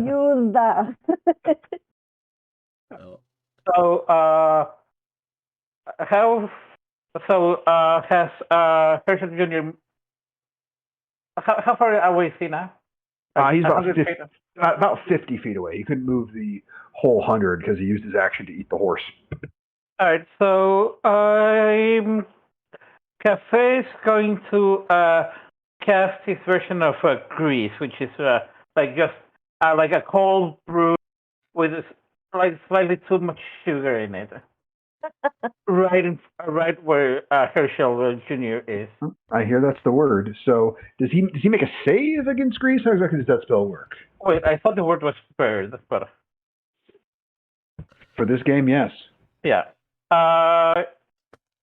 He needs to make a dex saving throw or fall prone. Does it say anything about the size category of the creature? Just out of curiosity. Nope. That's effing awesome. So he has to make a dexterity saving throw. As we know, turkeys are very graceful creatures. Yeah, especially one that's 20 feet tall. Do you mean very graceful? No. I mean very graceful now. I'm going to take a picture of that. It's either a 20 or a 1 when he says that every time. You know how I just rolled a 20 on his last thing? Mm-hmm. I just rolled another one. As you Feast watch, or as famine. this turkey just doing this little turkey trot, it hits the grease there, and you've never seen a turkey sort of do a rail slide as if they were on rollerblades going down a handrail on a set of stairs, and yet somehow Herschel Jr. X Games turkey slides along. You actually see the wings slightly go out to counterbalance as he continues to head off towards the JUCO farm. Jet set turkey. I go, well played, turkey. Well played. Yes, I'm going to chase after it. Yeah. Okay. And in this case, I can't remember what cartoon this is, but I think it might be Foghorn Leghorn. You see this chicken just lifts her lower body up as if she's lifting her skirts out of the way. Yeah. And then just He's Robin Hood, my dude. Oh, that's what it is? Yeah. Yeah, no, but I know what you're talking about. I've seen the chicken. Okay, thank you. Yeah, no, because it's it just hoists the heft out of the way, and you see legs. Goes running after Double Bass. How many legs? Because I according to this, I can have 2 legs and 2 arms, but it doesn't say what configuration. So all 4 of those are on the bottom. very nice, very nice. So this is just very much like in Princess Mononoke, the sludge creature, as it was kind of slithering along, all of a sudden just 4 legs. Goo, goo, goo, goo, goo, goo. This is cranberry's translucent enough. You don't think there is an ancient boar that was this great animal spirit lurking within, but also you don't necessarily know for sure. But so you Miyazaki your way along after that. Yes, this is the best character I will ever play. I'm going to roll the d12 for you guys this time. Oh, hang on. It's I would be able to catch up. I don't know what the hell I would do, but if I you said it was only 50 feet away because it used its action to eat a horse. Yes, you would definitely be able to catch up with all your dope monk shit, because monks can do that. They kind of do whatever they want because ain't nobody gonna stop them. So yeah. Ain't nobody gonna break my stride. Can I? It doesn't work. So I could catch up with it, and I guess I'm running alongside of it, and I got cardio for days, so I'm not winded at all. And I'm Not even this is just barely your warm up routine running after a 20-foot tall turkey. Yeah, and the legs and arms are all pointed at him, but I'm still running sideways. And I say, what? Oh, I killed him.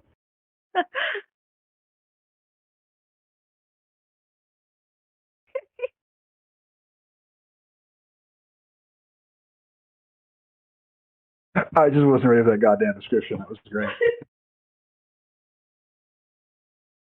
It's not a cranberry, it's a crabberry. I've contained multitudes. Clearly, this is great. I didn't know what to expect with these character suggestions, and I'm so happy right now. Yeah, I'm just hoping that with all that running, you don't get a crabberry. Oh, I know it's not right. The punning is not right.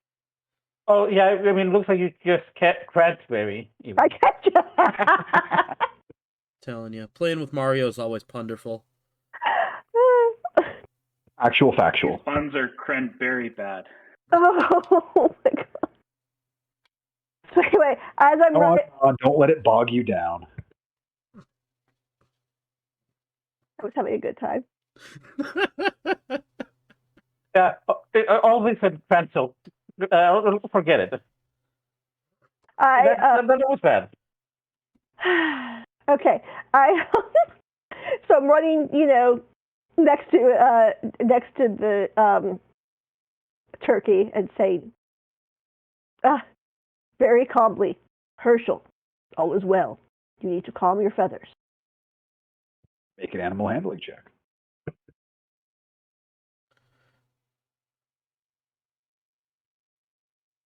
Nope. It's a 5.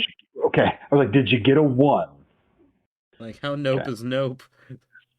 There's a difference between getting a really low roll and getting a 1. So, okay, it was not a 1. So you don't feel like it had really any effect one way or the other.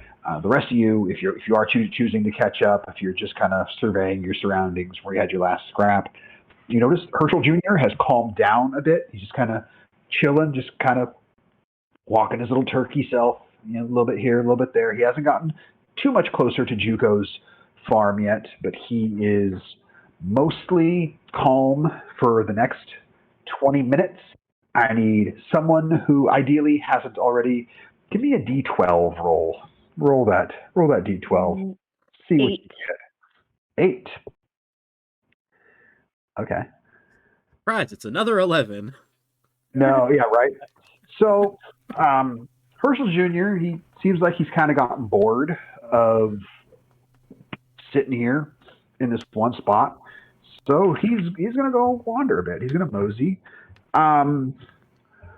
Unfortunately for you all, he goes moseying towards the Juco farm. He's getting a bit closer. And at this point, Farmer Juco has come out with a broom, and he is now swinging this broom at Herschel Jr. I told you that I don't want no turkey. I'm a vegetarian, damn it. I don't want no meat on here. No way.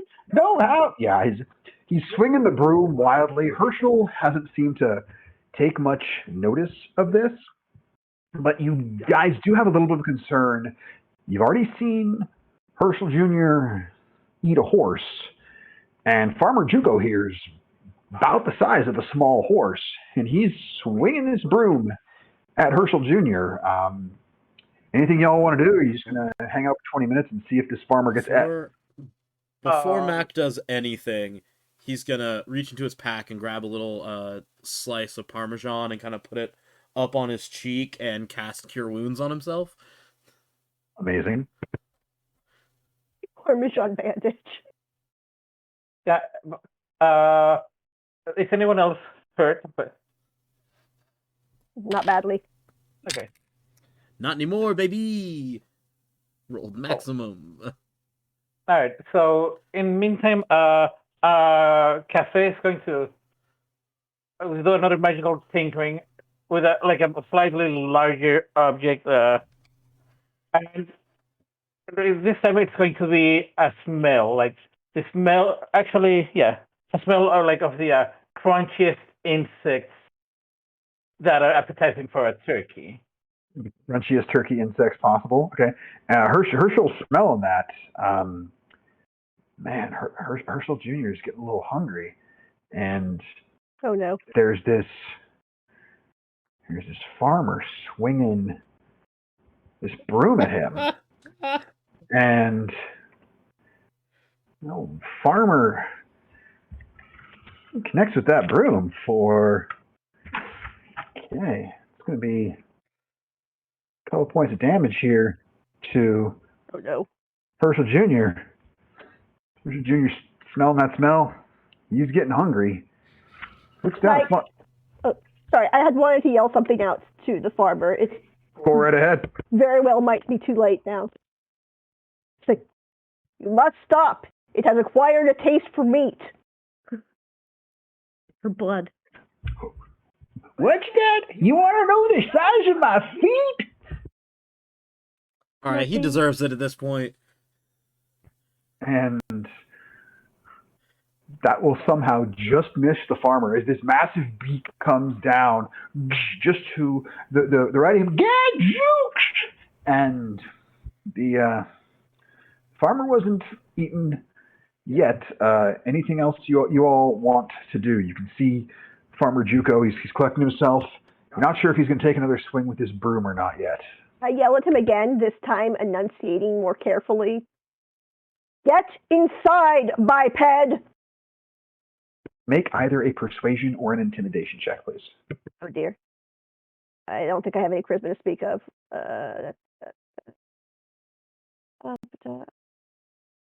Yes, those are equally -1, so. Oh, for 14. 14. You say, you take pride in how you slut. Wait. And he puts his finger in his ear. Say that again. Get inside, biped! Very good idea. I think I left the kettle on anyways. That's on. He's just going to mosey on back into his home. Herschel here now is kind of wandering about as another 20 minutes has passed. I believe there's only one of you that hasn't rolled a d12 for me. Yeah, all right. Fucking right. Cool. Son of a... 11. Is it an 11? It's a fucking 11. I'm going to have you re-roll because I believe we've gotten an 11 twice. Yes. So the 11 can be re-rolled. You say 11s Exactly. can be re-rolled? Did you roll an 11 again?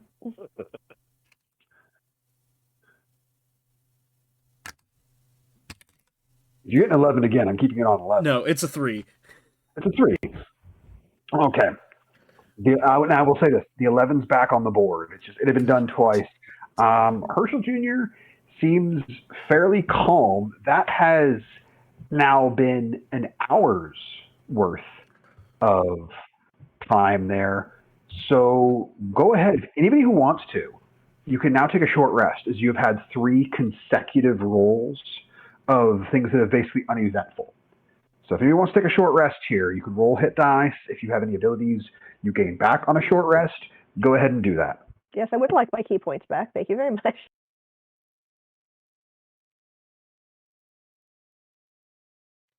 Might as well spend a hit die. Heal up. Yeah, I guess so.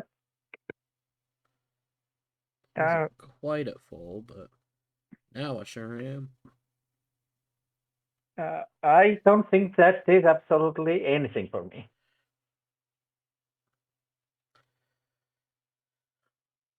Alright. What's that big old turkey doing now? So I guess before anything happens, I'm going to use. Happy is going to use their staff of verticals and try to piper Herschel a little bit closer back to the Herschel farm. Make an animal handling check. I'm actually going to roll a couple hit dice for Herschel. See if he heals a bit. Okay, nice. He'll get a little bit of healing from that. 17. All right, so yeah, you full on are Pied Pipering this big ass turkey. He is heading back towards Farmer Herschel's farm with you all for the tail end of this short rest. Go ahead and somebody roll a d12 for me.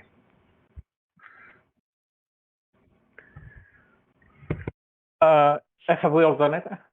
Yeah, everyone has, including me. So I can go again then. sure.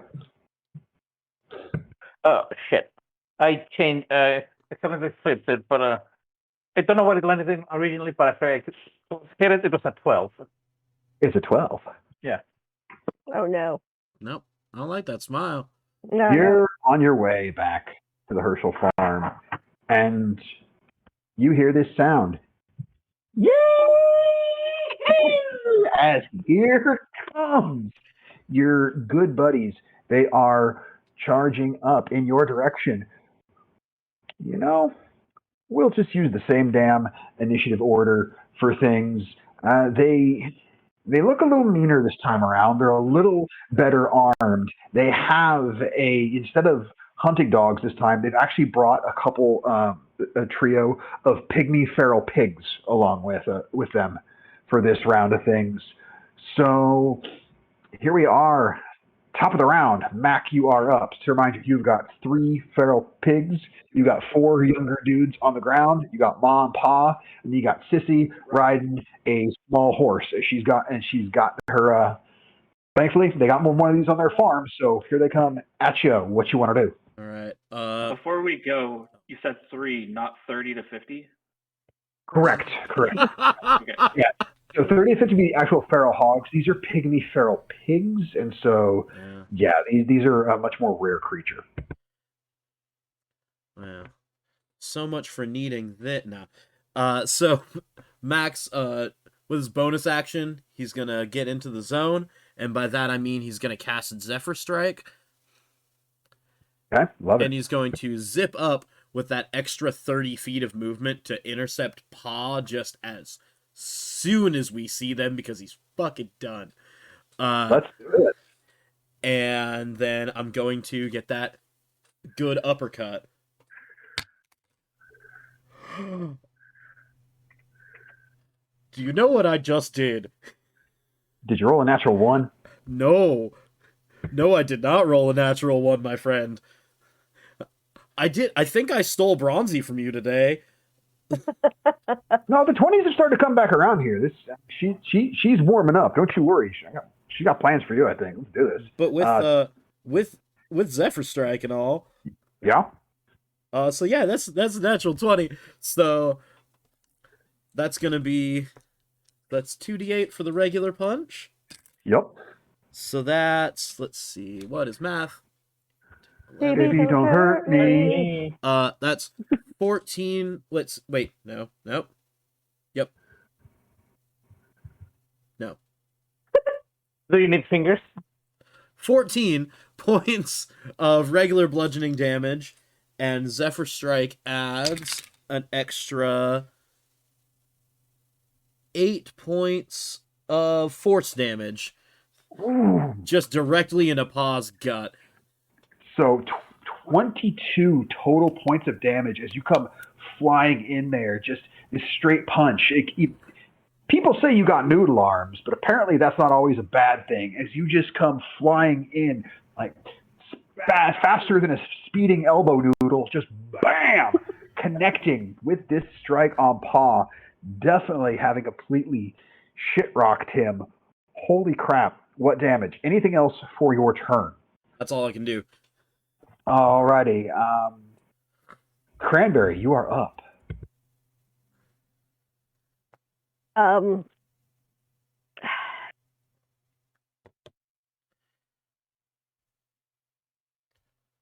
I just want to do something different because I am tired of Pa's shit. I am actually Pa just got pretty shit rocked, so Keep it up. I'm gonna go after Ma because between the two of them, one of them is the one who tends to sound the alarm. All right, sounds good. Come on at her and let's make some attack rolls. All right, Warble over to Ma.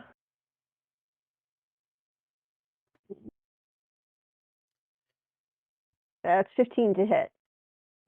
15 absolutely hits. Please give me damage. Roll, you bastard. Ooh, it's a 7. 7 points damage. And anything for your bonus action? Yep. I'm gonna do an unarmed strike. Unarmed strike, you're doing the flurry of blows. Just an unarmed strike. All right, single pop. Here it comes.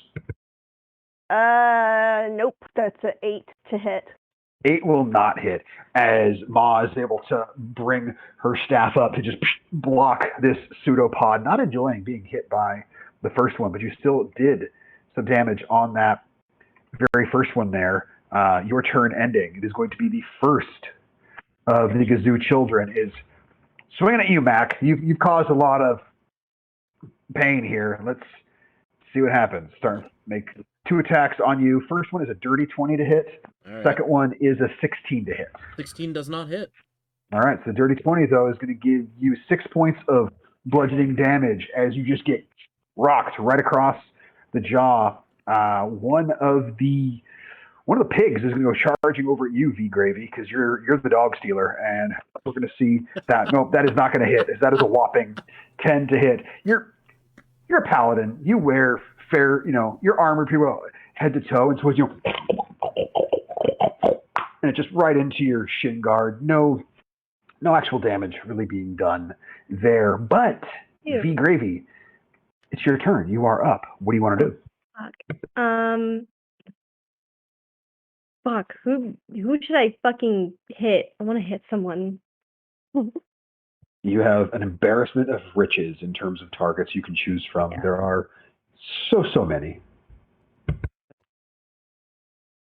Is Ma there? Ma sure is. Ma got jelly slapped by Cranberry a second ago, and the second one wasn't able to land. So you can do a little tag team action there if you'd like. That's what I thought. That's what I'd like. Okay, awesome. Going down, biatch, natural 20. Woo!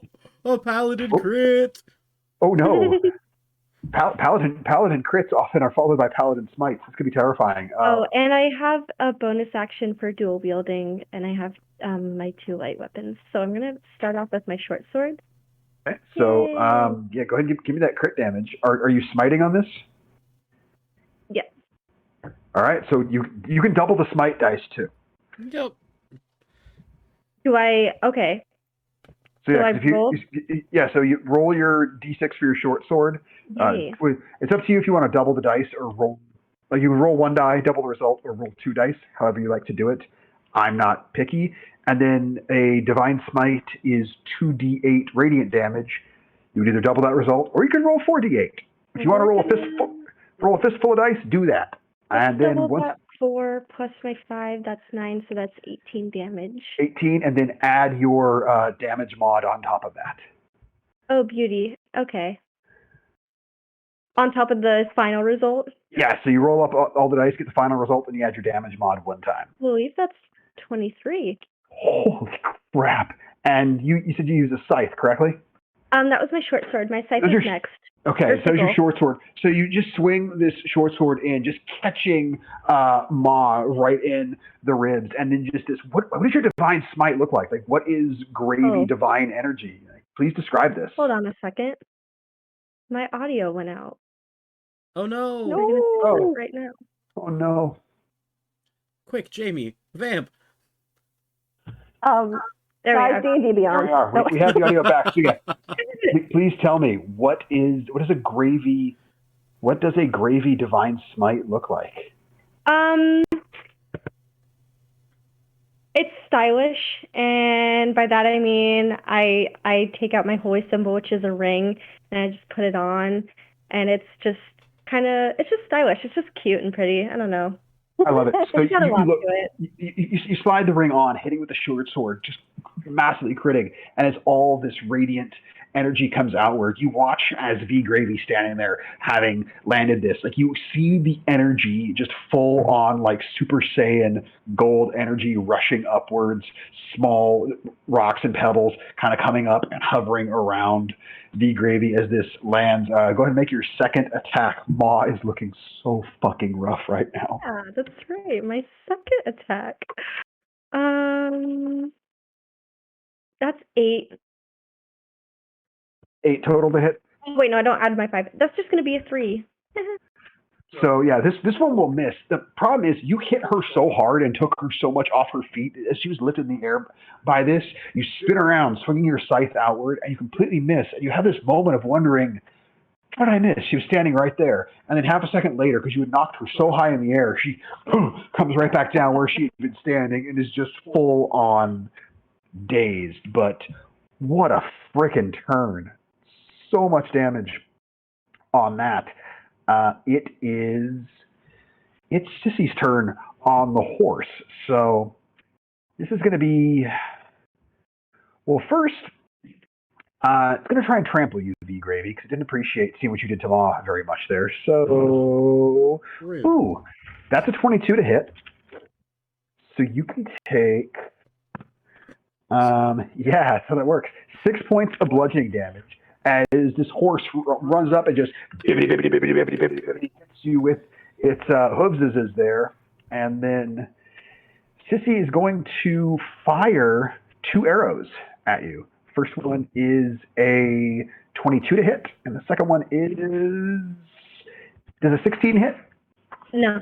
No, so the second one misses, but the first one counts for, go ahead and take 8 points of piercing damage as this arrow, as you're just kind of collecting yourself and just being reeled by these hooves, right up in the shoulder there, definitely causing some pain. It's going to bring it to one of the brothers, and Mac, you know how it is. They all want a piece of the champ. Yep. It's a 10 to hit and a 22 to hit. So with a 22, Mac, go ahead and take 5 points of bludgeoning damage as they're starting to learn your moves a little bit. Not so much that they can really tee off on you left, right, and center, but they can do a little bit. Pigs are often known for, being treated like truffle pigs. They can find, those things down in the roots. Well, yam, you're a root vegetable. So one of these pigs is going to come over and try and bite you. And you got the yams. That's right. I think that might actually. It might not. Does a 15 hit you, yam?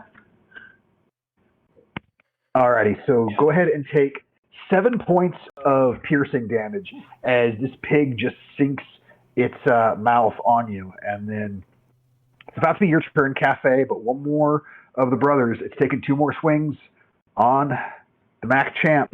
That is a natural 1 and a. Does a 16 hit, Mac? It does not. So the first one, you completely just dodge back as this massive haymaker misses, and you look like you're leaning back in, and you just kind of stop on your heels. And as he swings out with the second one, it misses you by about 1.5 inches. The 1.5 inches you knew it was going to miss you by, as your guard is still down, and you're just kind of shaking your head. This is just sad. You're not mad, you're just disappointed. I mean, I'm fighting 5 people at once, and that was what, 1 hit, 2 hits? Yeah, and they can't really do a damn thing to you. Cafe, you are up. There is an embarrassment of riches of anything you could tee off on. What do you want to do? So, all right. Yeah, let's do this. So, if I were to position myself in a line, 5 foot wide, 30 foot deep line, how many people can I hit? Just for example. Just for example, I know this hypothetically. Hypothetically, I would say you could get 3 of the grunt ones. Because they're not standing in a line like Rockettes or anything. So I'd say you could angle it where you could get 3 of them without hitting any of your allies. Is there a way that I can, and if I position myself in a way to hit the sister with a horse, can I hit someone else as well? I would say you could hit Sissy, the horse, and Ma. All right, I'll take that. So I'm going to, and because I wanted to use this spell, I'm going to cast Tasha's Caustic Brew. Yes. What's the save on that? 14 dex. Gosh, this is so good. Horse fails. Sis fails. Mom fails. So go ahead and roll that down. At that brew cafe. All right, so actually, they don't take damage yet. What happens is that at the beginning of each of their turns, they take 2d4 damage. Acid. And unless they use their action to scrape the acid off, they have to take damage at the beginning of each of their turns. That is right. I remember now. Okay, so all 3 of them have that on them. That totally sucks for them. Anything else during your turn? Yeah, I'm going to use my bonus action to ask Cinnamon Stick to arrange the force strike against Sister. Okay, make an attack roll. Cinnamon Smack. Only says 6 hits. 6 does not hit. So, and I imagine like this caustic brew. This is just a very like heavily acidic bean of coffee, I assume. Yeah. Yeah, like actually, it's coffee. It's going to be very very hot with a lot of sugar. That's just just like they tend to say that sugar eats at your teeth. Same effect, but with everything. Excellent. So yeah, you throw this brew outwards, just this scalding hot coffee that splashes across these three. It's very thick and viscous, and because of the sugar content, it's going to take them a moment to realize how much it's going to burn them. We'll see what happens with all of that. One of these pigs is going to try and come and bite you for that cafe, and that is going to no, we're not going to do a damn thing. So we're not going to worry about that. Which will bring it to the last of the chumps that is standing. It's going to take 2 more swings on who else but Mac. And we'll find out what happens as soon as he comes back. Mac is First back. attack, natural 2 and a natural 3. And so just this one, like Mac, you full on just put your hand on his forehead and you think, and just it's kind of sad. Embarrassing. But, yeah, just like why are you embarrassing yourself? And at this point, Paw, as it finally gets to his turn, and Mac, you leveled him with that shot. And he just looks, I'm going to show you how it's done, kids. And we're going to see if he can do any better on you. This is going to make paramelee attacks. Does 16 hit? No. That's cocked. Would have been a 20, but it's cocked. Ooh. That will just miss as it's another 16 as you are just kind of bobbing and weaving. Mac is untouchable. This is just as you watch as out of nowhere this trash can apparates. Paw kicks it. It's fucking embarrassing.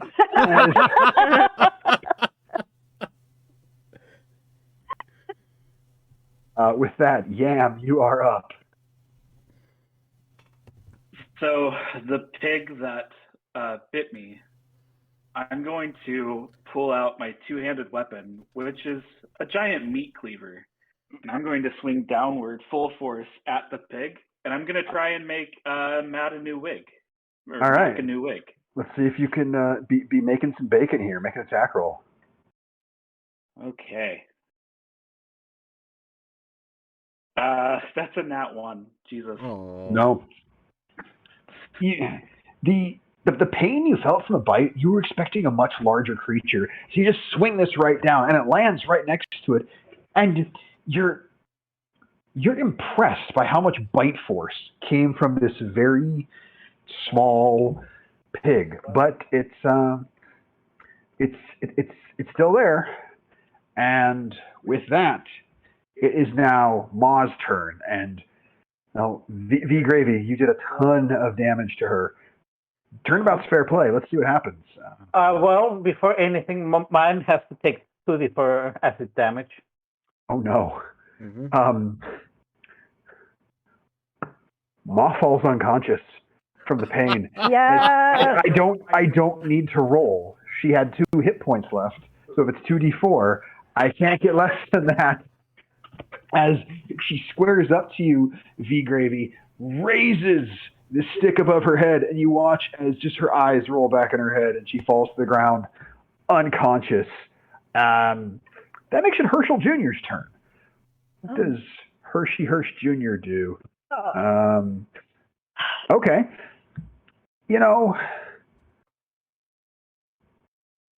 It's a weird thing that happens when an animal that doesn't usually eat meat gets the taste of flesh. And Herschel looks down at one of these pygmy pigs. He's going to just eats one up. Or you could say, since it's a turkey, gobbles one up as Tiny thing is just looking a little amused for it. Like, lovely. yeah, it's just on the tasting menu. Yeah, I mean, some people do ham for Thanksgiving, which is what Herschel Jr. just did. And so that is Herschel Jr.'s turn, and that's going to bring it all the way back around to top of the round. It's the champ's turn. Mac Daddy, what do you have for us? Y'all really should know better than to fight. What is this, 5-on-1? And I'm just gonna hit another 2 on Paw. Attack rolls. So the first one's a 17 to hit. That's definitely going to hit. Give me damage. All right.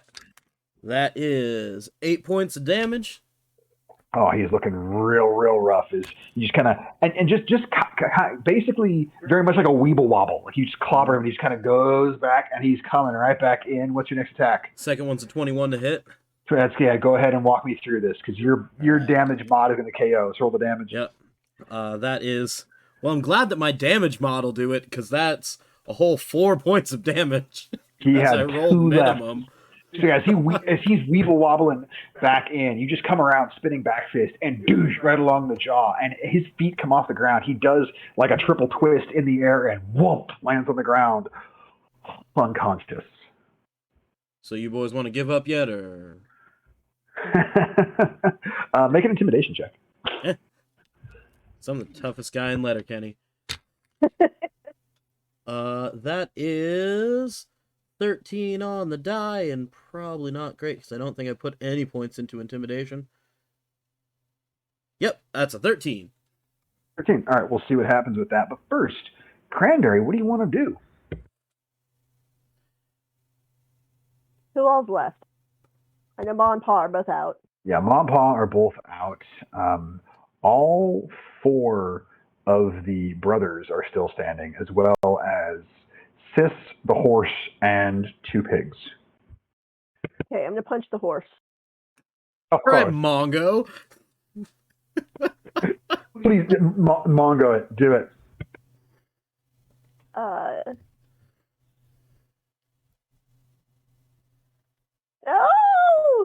That's a 7. Yeah, you had to roll pretty low. The 7 will miss. Anything for your bonus action? Yeah. Flurry of blows? What are you going to do? Yeah, I'm gonna take flurry of blows. Can I switch targets to the sister? Yeah, you can do whatever you want. You do 2 swings on Sis and go right ahead.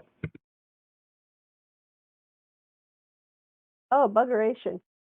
Okay, well that was a 10 to hit, sis. That would have hit the horse, but it doesn't hit Sis. Yeah, my die has suddenly betrayed me. That's a 22 for the last hit. Just misses. No, that'll hit Sis. Go and give me 6 points on sis. Where does the pseudopod come out from on this strike? Thank you for asking. I try to punch the horse because I'm thinking I can take them both down, and I just misjudge. And so when I kind of miss, instead I grab is there a bridle? Sure. I grab the bridle and swing myself up onto the horse, and the first strike misses because I'm getting my footing, as it were, or whole fucking bodying. And the second one, so it's a medium-sized creature, so I guess I'm a fairly good-sized ooze. And this fist just comes like straight out of the middle of the body, just like right into her nose. Love it. Do me a favor. Make an acrobatics check for me. I just want to see if you can stay on the horse during this. There's going to be no penalty unless you roll a natural 1, but we're going to see if you stay on or if you schlorf off the other side. I've got advantage on acrobatics checks, so I've got 20 and a 21. Yeah, no problem. Much like Isaiah Mustafa, you're on a horse. I just realized something. This horse has freaking acid on it. Yep. So yeah, we'll see what that means for you in a minute here. But you're on a horse. I'm on a horse. Yeah. Somehow, again, it's just despite having no charisma to speak of, and no features or limbs or anything. Somehow, Cranberry looks majestic. Yeah. Love it. So yeah, you were up there on a horse. This pseudopod coming straight out of the chest, just bonk right into the face, doing some damage there. It is one of the brothers' turn. They got to get some honor here, Mac. We'll see what they can do to you. That is cocked. That was almost a good roll, and it wasn't. And then no, just you are the toughest guy in Letterkenny. They can't land anything. One of the pigs going to go over, bite at you, Cafe. Man, I'm putting this bronze die away here in a minute. But V Gravy, you are up. This thing is rolling absolute turds. What do you want to do, V Gravy? Oh God. I think who's kind of the closest to me, even though we're not. I'd say closest to you right now. Let's see here. Ma and Pa are both down. Closest to you would be Sis, the horse, or either of the two pigs that's left. I can't hurt an animal, so I'm gonna hurt the human, assumedly. I can't read, so I don't know if it's the same intelligence level, but whatever. And go at her with my short sword. Does a 15 hit? 15 will absolutely hit. Go and give him some damage here for Sis. Okay, beauty. That is 11. 11 points of damage. And then I have my bonus action.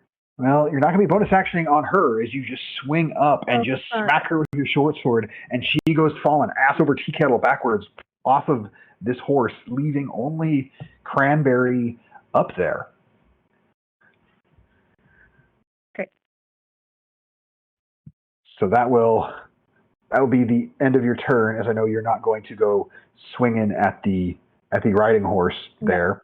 The horse, however, roll some acid damage there for me, Mario, as it's 5 points of acid damage. It's hurting. It's going to try and trample you, V Gravy, as you just knocked its rider off. No, it's in too much pain from this hot coffee on it. Not thank God, but it's just flailing its hooves about nowhere near you. Sis is down, out, and unconscious. All right, Mac, you know how it goes. Yep. It's a miss. That one will finally hit. That's a 23 to hit. So, Mac, go ahead and take 6 points of bludgeoning damage. It's one of them. 6? Finally. Yeah, 6 points of bludgeoning damage. All right. Still up. I believe. How you looking there, Mac? There's a lot of cheese. Well, we'll see what happens because one of these pigs is going to try and bite the yamster there. No, root vegetables are often very tough and hardy, and now the pig, it's kind of just chewing down one of the tougher sections of your yam, not doing any real damage. But before Kafe can get turned, one of the other brothers is going to swing away on. You said there's a lot of cheese. You're starting to look a little rough. We're gonna turn our focus over to Cafe here. First one, no, that'll completely miss. I don't even know you're a 3 and a 5 on the D20 as guys, I can't hit nothing. Cafe, you're up. This brother came up, took 2 swings at you, but just the coffee fumes in his eyes, not doing so much. What has the coffee genasi got? Well, I guess if he has coffee fumes in his eye, might just as well make it actual coffee because I have a nice little cantrip called Coffee Splash. Okay. That you gave me, so it's a acid splash. So they need to make succeed on a dexterity saving throw. So give me the damage because that's a natural 2. They take 6 damage. Nice. And this is like you just like open a thermos and just whoop right out from it. Because it's like one of those brown ceramic cups. Actually, just like bow a little bit and some shit. Amazing. Yeah, you do your coffee splash, getting some damage here. Very much he is not enjoying the other. Sorry. Yeah, go ahead. No, you go ahead because Cinnamon Stick's got something to do. Yeah, so Cinnamon Stick's going to go, oh, you forgot the cinnamon. And I'm going to ask him to do the first strike. Yeah, make the thwack attack. Flurry of thwacks. 12 hits. That will just hit. They have piss poor armor classes. And that's 4 more points. 4 more points of damage. Oh, he is looking real rough. Just barely hanging on, but he's still standing. Cranberry, you're up there on a horse. One of these brothers, he's going to try and climb up on that horse and battle along with you. He successfully climbs up on the horse. Going to make 2 swings at you. First one is let's see, that's an 18 to hit, and does a 12 hit? No, but 18 does. So take 8 points. No, I'm sorry. I'm looking at the wrong. I was like, no way. 7 points of bludgeoning damage as he just brings his fist right down into the center of your schlorfy mass. That's a big hit. Yeah, it's max damage on that one. No, my damage is like 10 or 11. I'm at max damage from me, my guy. Yam, you are up. You still got this pig at your foot. There are a few other individuals about. You still going to try and be doing some making bacon? Yeah, I've become singularly focused on the pig that's attached to me, so I'm going to take another swing at it. That's reasonable. Make an attack roll. That's a 15 to hit. Oh, yes. Go ahead and give me damage and see if you make some bacon here. 14 damage. Oh my god! Yes, you very much do. As not only do you just completely take out this pygmy feral pig, the speed and force with which you hit somehow just instantly turn the body into a series of bacon strips. Like it is a fully broken down pig. Like it just came straight from the butcher. Like you got the bacon there. You know, there's a couple little ham hocks on that. Just very, very well broken down from this singular strike. Well done. Well done. Well, it's still my turn. Can I take that and toss it at Mac? Absolutely, you can. Okay. Mac, some bacon lands on you. Yep. I assume that gives him healing. I want to believe that it immediately attaches on to the back of the ponytail and just makes it longer. It does now.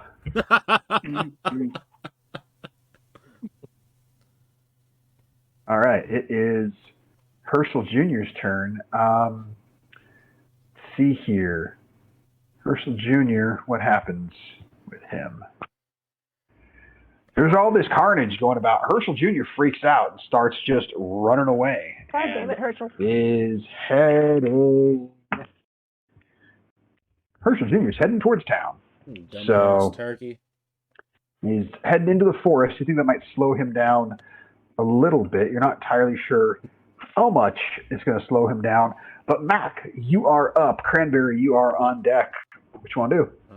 So with my free object interaction, I'm gonna just snap the tie that was holding his hair back because it's longer now. So his long bacon locks flow like halfway down his back. Yeah. And it's just, all right, let's go, boys. And one of the brothers, I'm just gonna one of the ones that hasn't been hit yet. Love it. I'm Make it take happen. my first punch.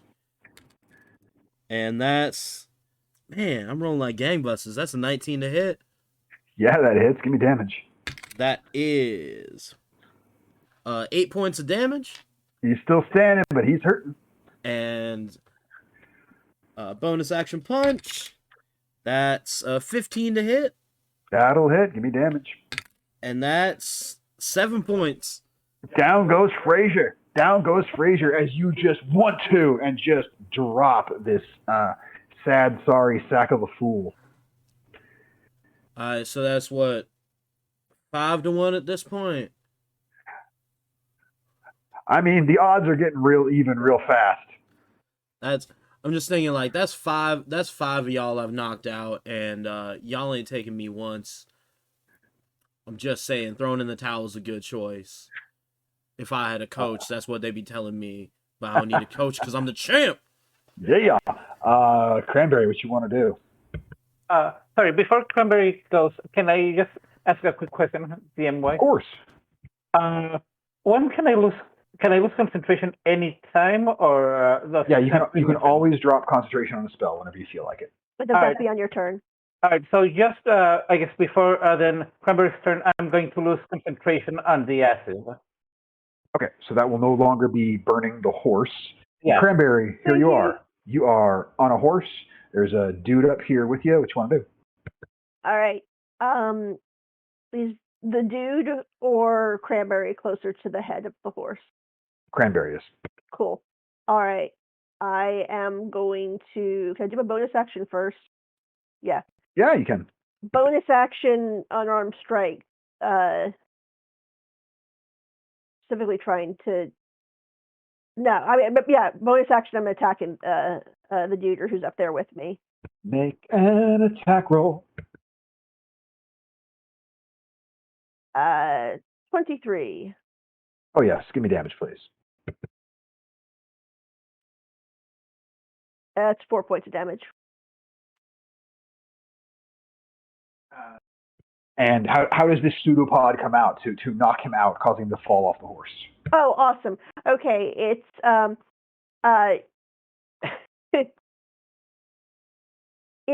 it looks like a back elbow gets thrown into dude's throat.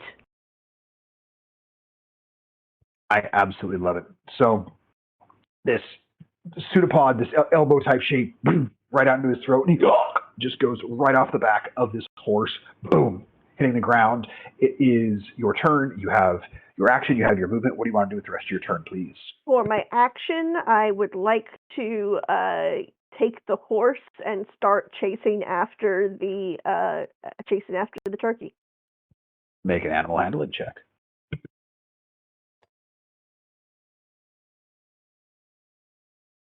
Eh, 11.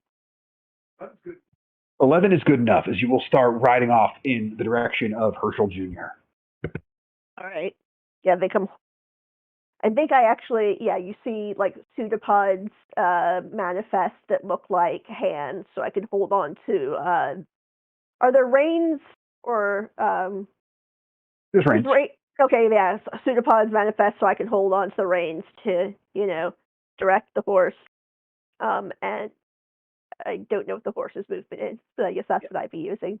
So, sorry, would it be metagaming if I said, can I yell at, out of turn, Cranberry saying that, hey, can you wait to move until I get on? I will say yes, because you're using your action to control the horse. So if you want to hold your action until Cafe tries to get up there, we'll see how that does, because it's not a very large horse, but we'll see how that all does. Yeah. So so hearing that, for the first time, you will see Cranberry manifest a pseudopod that looks like a head that turns in your direction and nods. Amazing. So one of the last brothers standing, Mac, you know how it is. Yeah. I got to see if they can make this happen. Boys are dumb. You're not wrong, especially because he missed again. That doesn't miss. That's a 23 to hit. All right. Mac, go ahead and take 4 more points of bludgeoning damage as this reaches out and boosh, hits you again. Down goes the champ. No. And you watch as Bacon Mac hits the ground. He's holding his hands high. He's feeling good about himself. I have a feeling this is not going to end well for him. Let's see here. Yeah, the other pig, it saw one of its brethren get et. It saw the other one get pulverized into bacon, and it's running off. But V Gravy, you are up. You just saw your ally Mac get dropped by one of the last 2 standing individuals. They're 2 of these folks left. You can reach either one. What do you want to do? I want to, but I'm gonna use lay. Can I use lay on hands pool on myself? You can. Use it on anybody. Beauty. I would love to use all 10 HP per that long rest to do that to myself. Love it. Because V Gravy was starting to hurt there a bit. A little bit. Okay. Oh, she's back. That's sometimes you gotta, heal thyself first. The riding horse, I'm not gonna allow it to have its own turn now because you currently have control of it there, Cranberry. The one that's still standing, let's see here. Yeah, Yam, it's coming after you. You're the biggest threat. Time for some punchy good times. Let's see here. The first one is a 15 to hit, and the other one that's cocked is a 12. Is the 15 hit? Alrighty, so go ahead and take 8 points of bludgeoning damage, Yam, as you just get a fist right up aside your big old Yam noggin. And now that will bring us all the way down to Cafe. You are up. It sounds like you're going to try and get on the horse. Yeah, so I'm going to use my bonus action to ask Cinnamon Stick to help me get on. So, like, we just their body to, like, be like a little ramp or a little step. Perfect. With that, I'll say that since you have an ally controlling the horse and you're being given a little foothold on there, you don't need to make a check to get up here. You're just climbing on. All right. So with that, do we want to go first and get closer to the turkey? Sure. So now the horse takes off, and it has a faster speed than the turkey. I'm going to say, because it now has 2 people on it, I'm going to reduce its speed slightly. It now has the same speed as the turkey, but you're able to catch up with Herschel Jr., this massive titan of a turkey. All right. So I have a couple of options, but I guess I'm going to again use my Staff of Protocol to try and use it to calm Herschel Jr. down a little bit. Okay, you use that and roll the save here. It doesn't seem to have any effect on Herschel Jr. right now. He just seems very intent on going the direction he's in at the moment.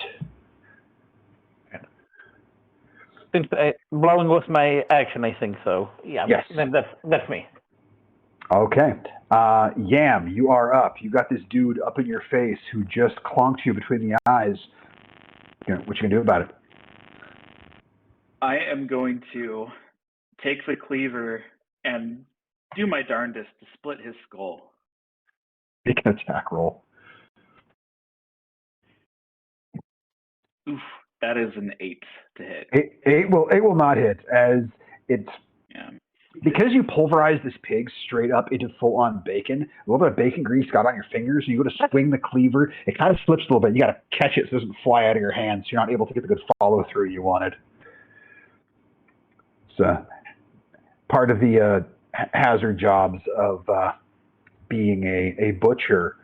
Brings us to, I need the champ to make a death saving throw. Yep.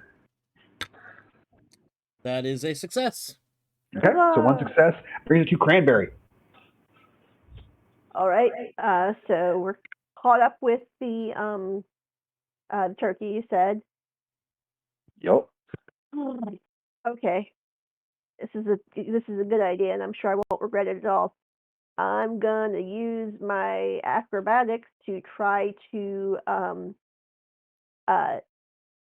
get up onto the turkey. Yeah, roll acrobatics and see what the hell happens. So I quickly tell I tell Cafe, like, guide the horse, and then I jump up onto the turkey. No! Oh, wait, do I get advantage? That was a bad sound. Yeah, it was that one, but really got advantage, so that's a 23. 23. So, God, Cafe, it took until now for the sound to balance from that yelp. Oh, I'm sorry. You see as what looks like it looks sort of like an arm is reaching out from this gelatinous form, the pseudopod reaching out. And then where it touches on the side of the turkey, and you watch the rest of Cranberry's form schlorf over, and just in the way that they land on it, that arm is now in the position that would be like a leg. There's still nothing to designate where a head might possibly be, and there's a couple of appendages holding on to some of the feathers riding this titanic turkey, but the tryptophanic terror now has Cranberry here on its back. I'm going to call that your action there, Cranberry, to get over onto Herschel Jr. Okay, and then shoot. Don't want to attack it.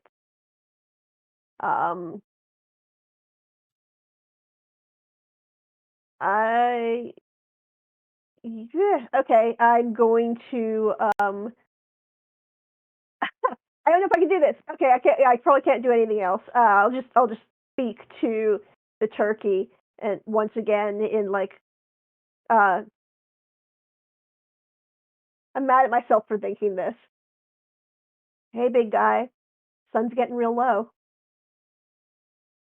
Make an animal handling check, you ass clown. I'm offended myself. 13. Okay, we'll see if that matters at all here. It's like Joss Whedon is sexist. Let's see here. Yeah, one is the Gazoos are almost laid out, but at this point they're ready to fight to the last individual. Taking a couple swings on you, Gravy.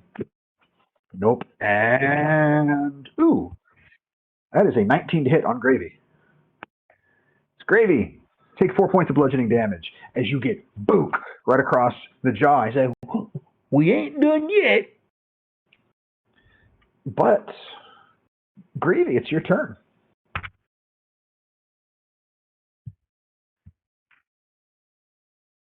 You are muted. I can't hear your amazing threats right now. Oh, fuck. I was singing about how I was dying, but now I'm fine. Yeah. Anyway, I'm gonna smack back as I lose my d20. Okay. The 15 hit? It really, really does. Yeah. Okay, let's start off with the short sword, a classic S-word. move of Gravy's as of now. That's going to be 11. 11 points of damage? Yes. One hit KO as you thwackety boom, and he just goes down like a sack of potatoes. No offense to Yam. Yeah. You have your second attack if you want to try and do some clobbering on the other one that's still standing. I would love that. Okay. Make an attack roll. That is 7. 7 to hit? Or sorry. Does 21 hit? Yeah, it really does. You said 7 points of Yay. damage? Yeah, I did. Yeah, that one's looking real rough. Oh goodness. So yeah, you've done some good damage. It is going to it's gonna make 2 attacks. First one on you, because you just one-shot KO'd his brother. So V Gravy gets the And first what? of these. That's a 22 to hit. V Gravy takes 6 points of bludgeoning damage from a pop to the jaw. How you looking, Gravy? I'll be fine. You'll be fine? 6 6 points of points. damage? Yep. Oh, do we swing it? Great. How's Yam looking? You looking rough or you looking pretty good? I'm starting to look pretty rough. Okay. Well, you know what? Variety's the spice of life. The other attack's going to come at you there, Yam. And that's a natural 20 to hit. Sorry. Oh no! Jesus Christ. Yam's going to take 8 points of bludgeoning damage as he just flails out big and tags you right across the jaw. Yam is down. Oh! And so you watch, you had just gotten rocked by this V Gravy, and he feels like he's got you on the rope, so he just reaches out, tags Yam right across the jaw. Yam hits hard. That is going to bring it to Cafe, what are you going to do? You're now on the back of a horse that someone else had control of. So I'm going to go for the stupidest thing that I can do. So first, I'm going to, because the cinnamon stick stays behind because it helped me get on the horse. I'm going to use my bonus action for it to attack the remaining brother. make an attack roll. 23. That'll hit. Give me damage. Ooh, 6. 6 points of damage. Walk me through how Cinnamon Stick KOs the final member Yes! of the Gazoo There we clan go. here. How does this look and work? Cinnamon Stick, well, admires his maker. Because that's how it does. So it actually, it's a ranged force attack. It actually pulls like powdered cinnamon onto the eyes of the brother. And I love that's it. just enough to like plug up sinuses and everything. So you watch as and you can still see this from the distance you're at, and you, V-Gravy, you've got a nice view of this as this poof of cinnamon goes right into the face of the last brother standing, and he's waving, he's coughing and sputtering, and he's just flailing about trying to get this dust away. And we saw from a moment ago, as the big burly yam was dropped, this brother's got a big, powerful right hand. And unfortunately for him, as he's flailing about, trying to get this dust out of the air, his fist balls up and he catches himself right on the jaw. And you see him knocked clean out of his boots, just this old, dirty pair of brown boots still stuck on the ground as his barefoot ass goes flying through the air, unconscious. Now for the stupid part. I'm excited. So I'm a coffee genasi. So Yeah. I'm full of caffeine. You are. So, and as an artificer, just for flavor, I took my expertise on acrobatics. Okay. So Cafe saw what Cranberry did and the trying to soothe Herschel Jr. in his tear, and he just went, well, that's as good idea as any. So Cafe is trying to try to jump on Herschel Jr. and try to also sweet talk him down. Okay, so make either an acrobatics or an athletics check to try and go from the horse onto the turkey. 16. 16. You will make it. You just make it, but you make it. So as I'm holding on, I'm also going, first I think to myself, I hope no one in my family sees this. And I just start whispering to Herschel Jr., yeah, calm down, buddy. You got this. It's all good. Those mean people can't hurt you anymore. Okay, make an animal handling check for me. 11. 11? Okay. Yam, I need you to give me a death saving throw. Meta question: how do I do that on D&D Beyond? Sorry. Just over on the side where you see the lower left corner, you can choose dice. Just select the D20 and roll it. Yeah. And also on the top right side, it also will give you the chance to roll a death save if you're unconscious. Oh, cool. As a DM, I don't Yeah, get to do that a whole lot. Yeah, it showed up with death saves, but it doesn't give me an option to roll. So Yeah, it might gives you be the a bug option or to something. click them off. It doesn't give you the roll. You've got to just do a regular D20 I'll roll one for you. Gotcha. That's an 8 Okay. that I It's rolled. a failure. Yeah. I rolled a 7, so you got you would have had a failure if I did it for you. So, so the horse is running free. It's Herschel's turn. Horse is right there. Oh dear.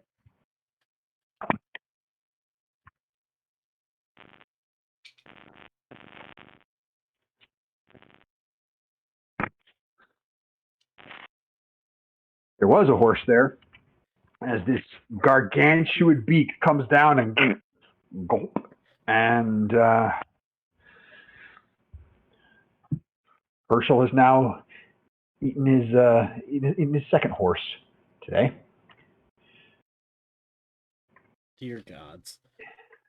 So my question for those on the back of Herschel Jr., what are you going to try and do with him right now? Like, for Cranberry and Cafe, what are your current plans? My plan was trying to steer him like the way I had been steering the horse. So just like, so I'm asking, basically trying to find out in what direction. Are you going back near your allies? Are you getting him kind of clear from everything? Like, what's the goal of where you're trying to get him? I feel like you have some control of him here. My thought, and we can discuss this. Yeah. My thought was to, yeah, because what I've observed is the thing is dumb and it'll like lose its shit and run and then like forget that it was scared and stop running.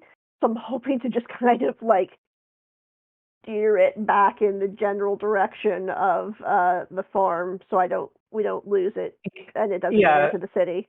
Yeah, that was my thought too. That it somehow, steer him back or. Okay, cool. We'll get back to you two in a moment. V Gravy, you have two allies near you that are unconscious, bleeding out a bit. What are you doing? Well, fuck. My lay on hands pool isn't going to be of any help in the first place. So I'm kind of a little bit helpless at the moment. So Do you have any healing spells available? I do. I believe I do. So I know you only burned one spell slot for that Divine Smite. You should still have one spell slot left. That was just one. So let's see here. I'm going to do. I'm just gonna do. Can I just do some cure wounds? You can cast Cure Wounds on one of the two of them. Who do you want to Cure Wounds? Yeah, that's gonna be my best option right now, I believe. All right, so you're gonna Cure Wounds on Yam, or you're gonna Cure Wounds on Mac? I'm gonna have you guys rock paper scissors for it. Give it to Yam. Okay, Yam, you won! Congratulations. And that is D8, so then that is gonna be 5 HP on that D8. All right. Mac, give me a death saving throw. That is another success. That's a 17. That's success. All righty. You are either of you proficient in medicine, Gravy or Yam? See. Yes, I am. Not. I don't want to make promises, but yes, I am. Alrighty. You may make a medicine check on Mac there to see if you can stabilize him. Okay, perfect. That's 15. 15. Mac, you are stabilized. Huzzah! Great. So you're kind of on the edge of consciousness, because I know technically 0 hit points, but I'm not going to make you be where you can't speak or anything, because that's dumb and boring. So you are all able to kind of reconvene. You've got this turkey under your control for the most part. I'm going to need someone to roll a d12 for me. Before that happens, may I make a suggestion to my fellow party members? Why don't we tie these fools up so they cannot go home and then attack us again? I am bored of them. I agree. And you guys don't even need to roll anything for that. There's enough of you, and they're very unconscious. You have the Gazoo clan very much bound, and they will not be a problem. And in fact, that will then mean that a 10 through 12 will have a completely different result with them not being here. So who wants to roll the next d12? I'll roll it. No way. 4. All right. So a good 20 minutes goes by. Herschel Jr. remains calm for it. He just kind of wanders around. He's finding, very, very large bugs to eat. It's D&D. Every now and then he sees like a Wongo caterpillar. Who's going to be the next D12? He's got a couple more to get through. Wait. Throughout all of this, Cafe is just deciding to stay writing Herschel Jr. Me too. Love it. You're And about to ask me something there, Cranberry? I was like, and well, yeah, I was going to say the same thing, and I'm basically trying to lead the Herschel on a guided meditation to try to keep him calm. Love it. Doing your best. Who wants to give me a D12? Someone who hasn't in a while. I will. 6. A 6. So Herschel Jr. has been staying good and calm. He remains calm once again. You kind of get the sense that these two individuals on his back keeping him calm, cool, and collected are doing well. Somebody else, give me another D12. So you realize you're starting to get close to the end of this 4 hours. You're feeling like we may just get out of this A-okay after all. 8. 8. 8's a little different. I knew it. I'm like, hey, we're going to summon a fucking Tarask or something. 8's not that bad. Turkey Rask. What happens is... I'm sorry, Jordan. What happens is Herschel Jr., he just kind of starts to mosey and wander a bit. He's not running off. But, hey, with that roll of the die, he's actually starting to wander back towards Farmer Herschel's farm. The other nice thing, that was your third consecutive uneventful in a row. So anybody who wants to can give themselves a short rest. You can roll hit dice. And, yeah. Right, my last hit die. Yeah. Good. I can be useful again. Oh, that's a bad roll. And I do need someone to roll the D12 for me. Cool. So to let y'all know, if I get hit again, I am most likely immediately unconscious. Oh, dear. I won't tell you in numbers what it is, but it's low. Is it a number between 0 and 2? I can neither confirm nor deny that. Love it. Who's got a D12 for me? I just woke up. I'm not doing it. I'll do it again. All right. Go ahead and roll that, Cranberry.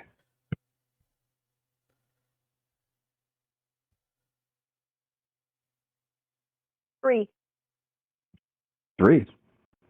Herschel Jr. stays good and calm for it. You've got him moseying back towards the Herschel farm. Things seem going quite nice. You're getting right here near the end. There's just one last D12 to roll, which I'll take care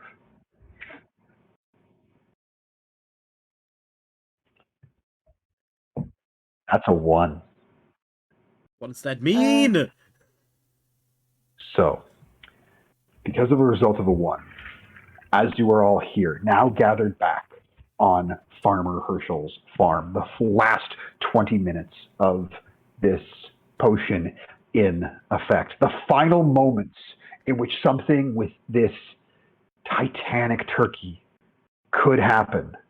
With that, you all watch 2 of your allies perched on Herschel Jr.'s back as the turkey looks about the barnyard, seeing all of you so far below beneath it. This turkey that has already devoured 2 small horses remains completely calm as nothing happens for the last 20 minutes of it. And I'm going to need, the DC on this will be low, but Cafe and Cranberry, I need you both to make dexterity saving throws. Motherfucker.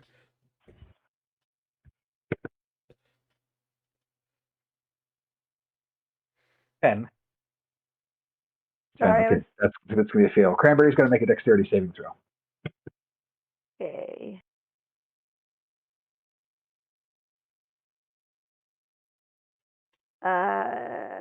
Oh no. It's a 7. 7's also a failure.